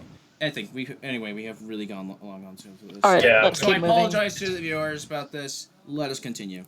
2 minutes. Let's go. Is this really appropriate music to play? I mean, it's not like he's coming out or feeling better. He's still crying like mad in his room. This really doesn't seem to fit. Okay, that's a good point. I mean, the happy music was to show that he made friends, you know, it really made a difference in their lives, and they were just happy to hang out with him, and he finally became one of them, you know, he finally overcame his issues, and he finally made a difference. But I suppose it's a good point. Alright guys, I'm back, so... Hey! You removed the background music! Why wasn't this done earlier? It was! You just refused to pay attention. He actually did it a lot when he was throwing sarcasm into the mix. Off. On the singer? I mean, okay, if we did that constantly throughout the video, then they get old. Right. And yes, I'm sorry, MD. Like I said, I do not pay that much attention to Danganronpa and Attack on Titan, respectively. So sorry. I'm sorry for mispronouncing Mikasa or so. Mikasa. I don't. I'm sorry. I don't care. Moving on. Let's go. Point was that the music was better with Jack coming out of his house in a triumphant fashion instead of moping around in his sorrow. Am I the only one who's a little bugged by the seeming laziness of editing on Doodle's part? I mean, like there's a notable like, okay, so the person says something, she cuts to her point, and then she cuts back to like somebody like at the end of a syllable or something. It's getting annoying. Alright, we're almost done. Yeah, that's better than the nostalgia critic made it off to be. Putting into perspective what was the her whole movie instead of just point about the music interjection though? In terms of like what Jem said, that he did remove the music or something. I don't know. Yeah, like Jem noticing that, you know, for this point, because usually he's playing it. Because he was usually playing the music like during Nostalgia Critics segments, which was frankly disruptive. And, he would also play during his segments, and there were also other segments where it's like the music would play during Nostalgia Critics parts, but not his parts, which it's like, why? Oh, okay. Alright. Are we done here? Yeah. And you know what? To address what Venom's statement, okay? Like, okay, no. Like, okay, so what happened over the course of the movie is not exactly relevant to this scene because the main character is feeling distraught right now. He's feeling depressed. So happy music, despite what's going on outside, just doesn't fit. This is like, honestly, when it comes to pairing music up with certain situations, they have to go together. They have to match. And like, or otherwise, when you change the music for something, it completely changes the meaning of the scene. Exactly. Like, for example, if you're trying to find a perfect wine to suit a certain meal, I'm pretty sure you wouldn't put a dessert wine with like a red steak. You would probably have something like bold, rich, and smooth in order to go with, like, to complement the meal. Like, do you not get it? All right, but let us continue. We're almost done. Final stretch. Yep. Yay. One scene like that was doing. Fuck! It was Jim earlier in this very video that brought up show, don't tell. Haven't you heard of something called show, don't tell? Well, there you go. This is showing instead of telling. People get to read deeper into their emotions to understand what the movie is trying to convey. And since the next 4 minutes amount to a few sturdy... you guys have anything to say before she just goes on to her final thoughts? I think we kind of like explained that. Okay, so, and I guess the last question we gotta pop into, like, you guys want to hear the final thoughts and go Sure, through with let's this? hear the final Yes. Yep, let's give that respect, I guess. Points that ultimately don't amount up to anything, followed by a pot shot in your final thoughts. I'm just gonna go on to my own. This video,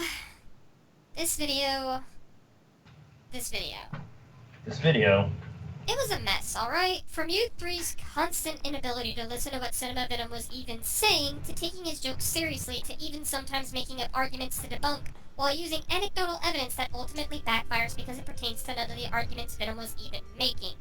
Were you guys even sure what the conversation was? I mean, don't get me wrong, Venom's video was littered with problems in of itself, but this commentary showed me you guys only kinda knew what was going on, as there was some good points to have been made. The other 80% was a complete train wreck that didn't much argue anything. I also feel like this was a lot more of a co-op than a tri-op, as Jim really didn't do that much to help out this commentary aside from being background and comic relief. Way too many of the points were either Ernie or Chirp Rocks. If you three ever decide to do a co-op, like, ever again, balance out the points so Jim has something to do. He does need to pull his own weight too, you know. That's about as much as I can do. And we're gonna cut it off here. Well, we all know Gem's me and you doing a video with Gem. Oh my god, yeah.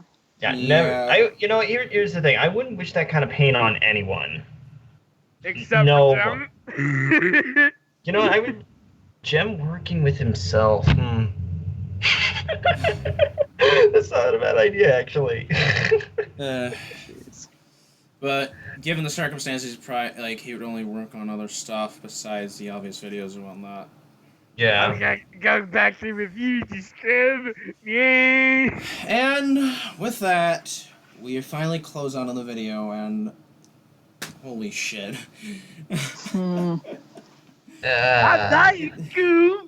Alright, so who wants to start the final thoughts for this video? I honestly got nothing to say about the final thoughts specifically.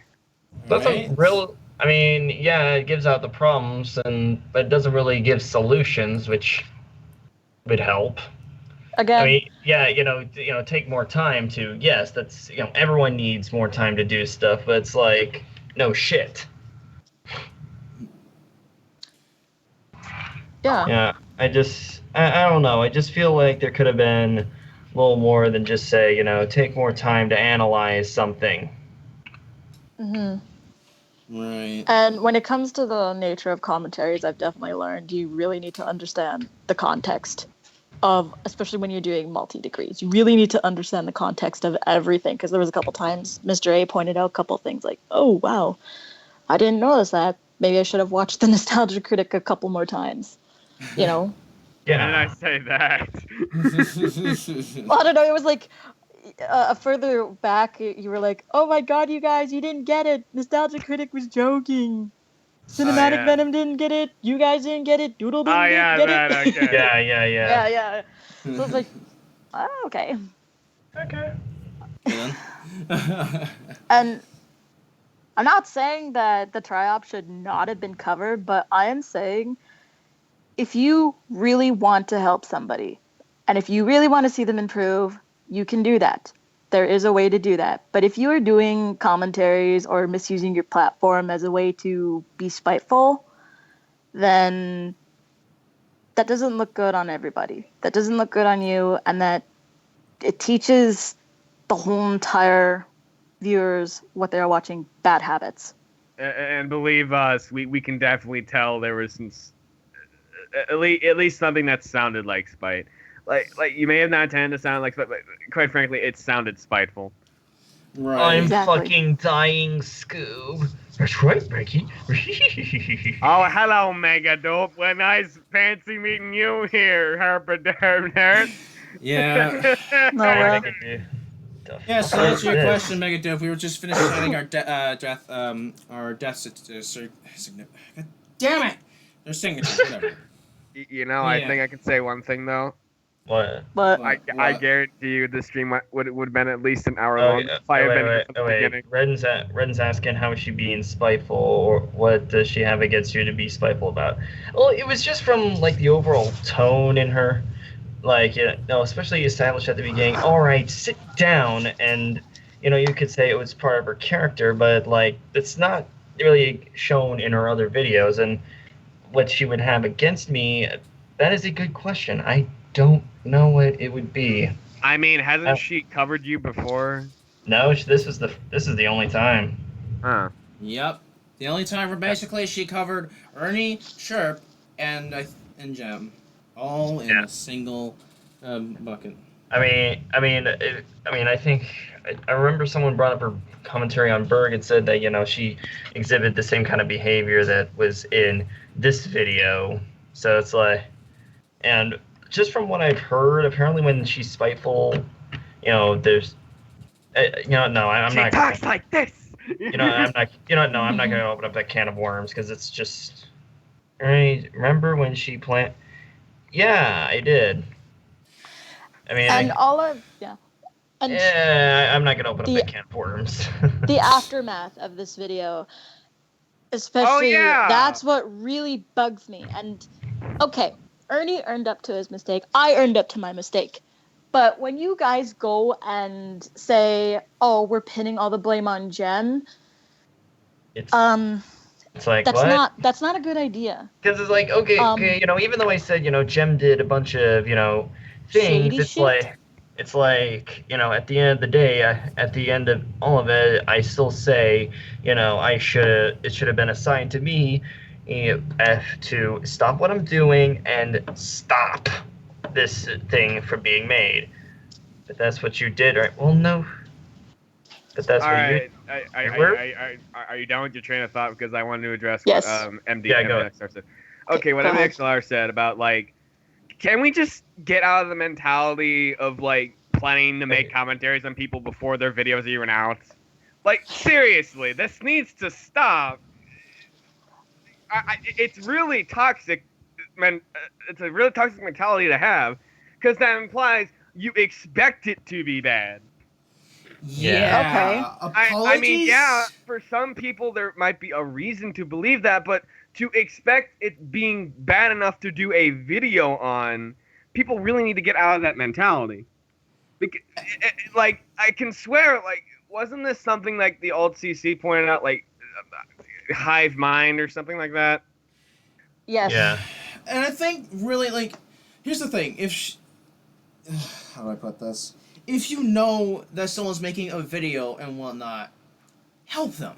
Don't just basically let them, essentially make the video and then they commentate it because you know exactly what's going to happen. Like, especially considering Doodle monetizes their commentaries, that just makes it even more scummy. Right.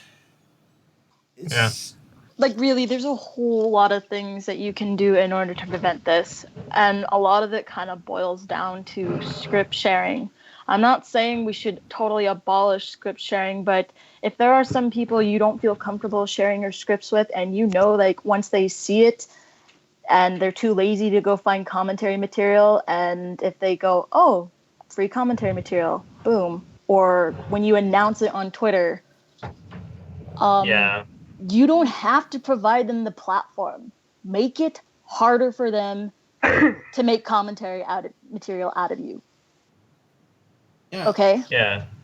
Basically, when I came into the CC or whatever, my main goal was to just try to help people improve. I did not want to try to be, like, spiteful or anything, whatever. I simply wanted to help people. I need to say, anyways, Ernie, you didn't own up to your mistakes, so shut up. Except I did. You fucking dumbass. Yeah, but this... When I came to the CC, I'm sorry if I repeat myself, but it's just... I came to the CC to essentially help people improve. And I understand that some of my past attitudes, that reflected differently. But my main goal was to at least help people. Not to be spiteful, not to be a fucking dick, to help people. Like, I wanted to go in, possibly help people become better, help the person make better videos, than to simply, oh, hey, your video is crap, and that, it's garbage, you should feel ashamed of yourself. I didn't want to do that. Because shaming tactics don't provide a great lasting effect for everyone. All right, okay. MD is like, Ernie, explain how, please. Okay, so, even the, if you say, yeah, I admit I am wrong, but I am going to blame one dude mostly other than myself. That's, which, except I didn't. I did bring up, a mistake that, mistakes that Jem did, which did hamper the video. But at the end of it, I'm still like, this was assigned to me that I should have dropped everything and just dropped the project. But here's the thing, we didn't.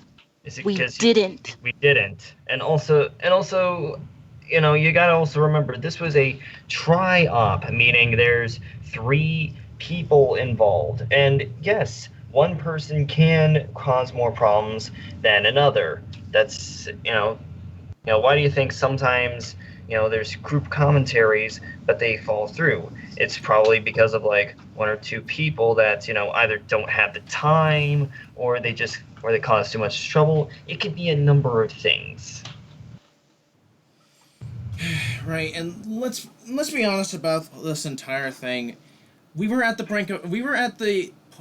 basically over the point of no return. We had the entire thing set up and whatnot. We already had someone that basically edited the entire video on that. It was, I hate saying it, even if we could just shut it down, it's a bit too late for that, don't you think? Yeah.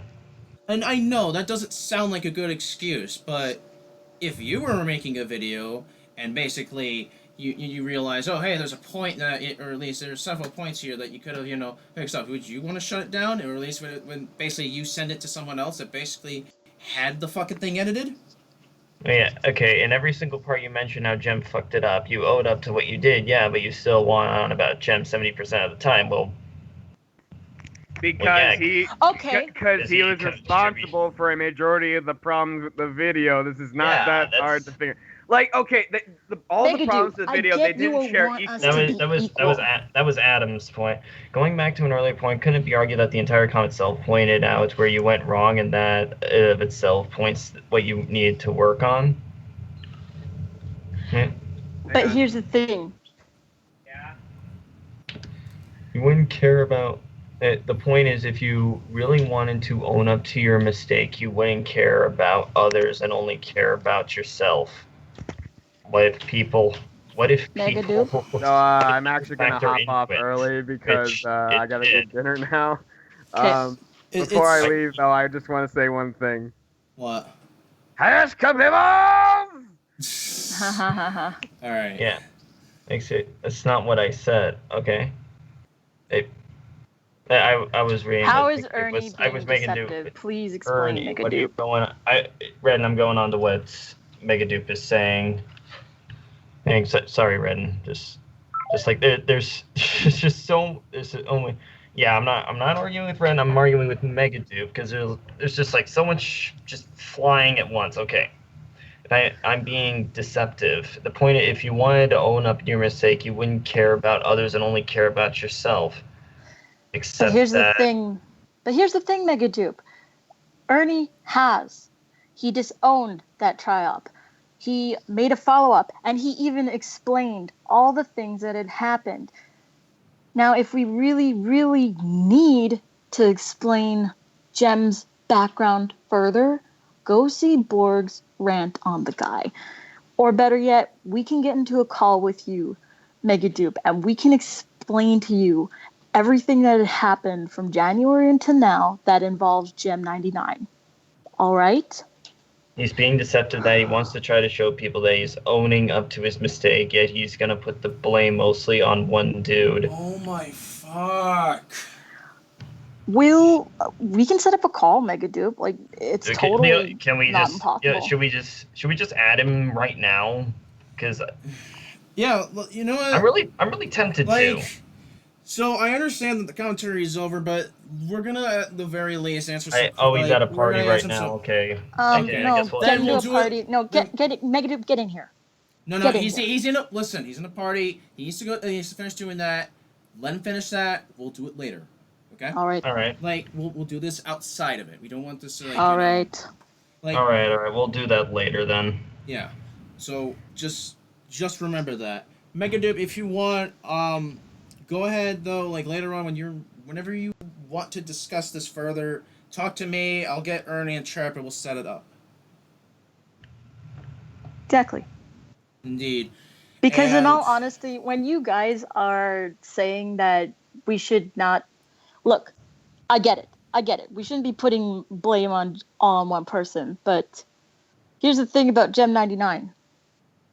We don't want him back in the community because he's a liar, he's manipulative, and does nobody in Bop remember when he threatened to kill and dox people? Does nobody forget that? Or does nobody remember that? Do you guys want that back? That and the fact that likewise he has done several things. Like, I really hate bringing this up, and for the most part, it's gonna like I apologize to my viewers, but by the way, I am remember... going to make a one-shot commentary on your follow-up, saying what? The same thing you've said here? Kind of redundant, don't you think? Anyway, all right, let's wrap this up. Just saying. But yeah. All right. Yeah. Jesus Christ, this was a lot to sit through. Yeah. Yeah. It's really hard to say any other things. Like, I think for the most part, we're all. Are you bringing up shit from back then to try to justify your position? Back then, what? Yes, because people are making commentaries and making responses saying, "Oh, don't hate Gem." It's really hard to say Ernie owned up to everything when every point he was like, "Hey, that Gem guy is a dummy." Maybe it taught me to not have dummies work with videos with me. And I mean, like, what else does Ernie have to do in order to own up? But I can buy the Gem really? thing you said. I know that you're spending so much time putting. Jesus. Do we really need to like go so far as to like shame ourselves and to make ourselves feel like crap? Like, really? All right, so we're gonna answer a couple more concerns, and I think we really need to close this up. This is going on long enough. So So Renan's like, I can buy that Gem did the things you say he did. I know this from personal experience, but Ernie, you're spending so much time putting blames on others, but not yourself.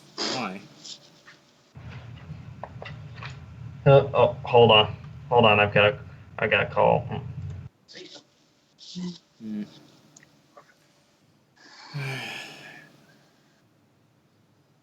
Self-criticism is the only way to achieve success. Okay? Yes, but self-criticism can go too far, though. Don't forget that. Basically, there's a balance between having self-criticism and knowing when someone, knowing someone basically just... I don't know, how do I put this? Is... Just like I said, there's a balance between self-criticism and then someone just literally screwing up everything, if you know what I mean. Yes. I apologize if that seemed like it was a shitty point for me, but just,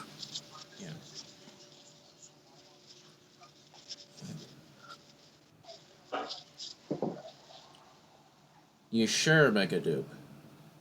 I mean, technically speaking, do remember, likewise, given... I'm sorry if I keep doing this, it's just... Given Gem's past track records of how Ernie had to deal with him for, in his, during the time that this commentary is being made, it's... Like I said, it's... Like, I think we all... Like, me... Chirp, Ernie, I think you guys at least know what your faults are from this entire tri-op, and... Yes, that we you do. basically aim to improve to become better. Yes. We have. Like I named earlier, I was like, when we're doing multi-degree commentaries, you need to understand all the context of all the degrees. Doesn't matter if it's 1 or if it's 8. You still need to understand what the hell's going on in order to follow along. or otherwise you'll be pulling points out of nowhere, and maybe the argument that you think sounds good in your head sounds good until you actually sit down and apply it, and then you realize, oh wow, this really didn't sit well because the previous degree was talking about this and not that. Right. And like, were you addressing Ren's point, or? All right, so like I said, we're gonna answer a couple more concerns, and I think it'd be a good time to wrap it up. Sorry if this goes on too long. So are you saying that we should go back into the past and not do the tri-op completely? Because it makes it sound like you guys are basically trying to pull the whole argument, well, you shouldn't have done it in the first place. Well, guess what? Time doesn't work like that, guys. You can only go forward and you can only own up. yeah, and likewise, we said earlier that I think everyone here knows that, and I basically, let's just sum up sum this entire episode. So it's just a giant clusterfuck. Like, yeah, I get what you guys are saying about Ernie pitting it on Jem. It's just sorry, my dad called. That's all right. By the way, Ernie, do you want to address some of these concerns real quick? All right, hold on. Let me see. Ernie had struggles with Jem's action, but blaming it on him is not the right thing. But what, just okay. Hey, but you won't ignore. Okay, he kept acting like it would have been perfect without Jem. No, I didn't. Okay, I never. Dirtbag Redding, explain. I never.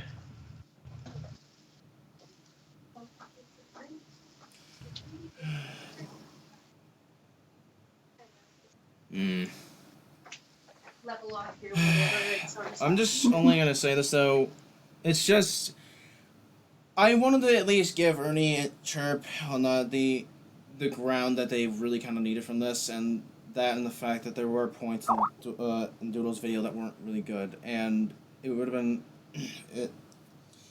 I wanted to at least do that just so we can clear the air on some of the things here. So, again, I apologize if there are any, inconveniences here and there, that basically there's some points that, didn't exactly make sense. I wanted to essentially give you guys at least, that the ground that basically everyone else, Anyways, your no fault. offense. Please, Megadu, please do me a favor and shut up, because you're really annoying right now.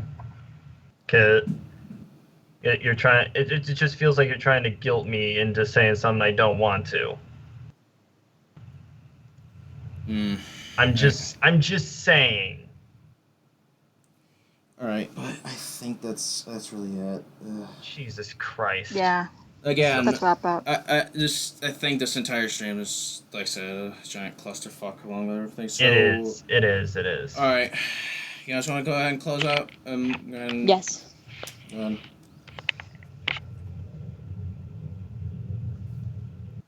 Oh, I'm annoying because I'm saying the truth? No, you're annoying because you're putting words in my mouth.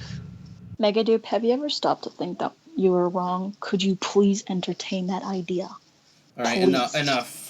Okay. Let's close this off. Well, we're going to address all this later because, like I said, Megadupe wants to at least call at least later on. So we'll basically do that. Yeah. Anyway, let's just cap off. Go ahead and say what you guys want to say real quick. All right. I'm a Chick Nude Chips. It was great talking to some of you guys, and hopefully I can see you around. I'm Alana Guy 34, and my eye is twitching. That is very, very, very interesting. And I am the Master Starmaker, and I know for a fucking fact that I have signed my death warrant for this one. Good. And I just want to refer, the disclaimers from basically the beginning still apply here. Just remember, for anyone else that watches this stream later on or whatever, don't go witch hunting. We do not want that to happen. We genuinely don't want that to happen. And for the fact being, don't pressure someone to, you know, answer to a bait or so. Only they are willing to, if they're willing to, they're up for it. But yeah, I think that's basically what I want to say. Just hope you have a wonderful night, and remember, the heart is always at 5. Good night.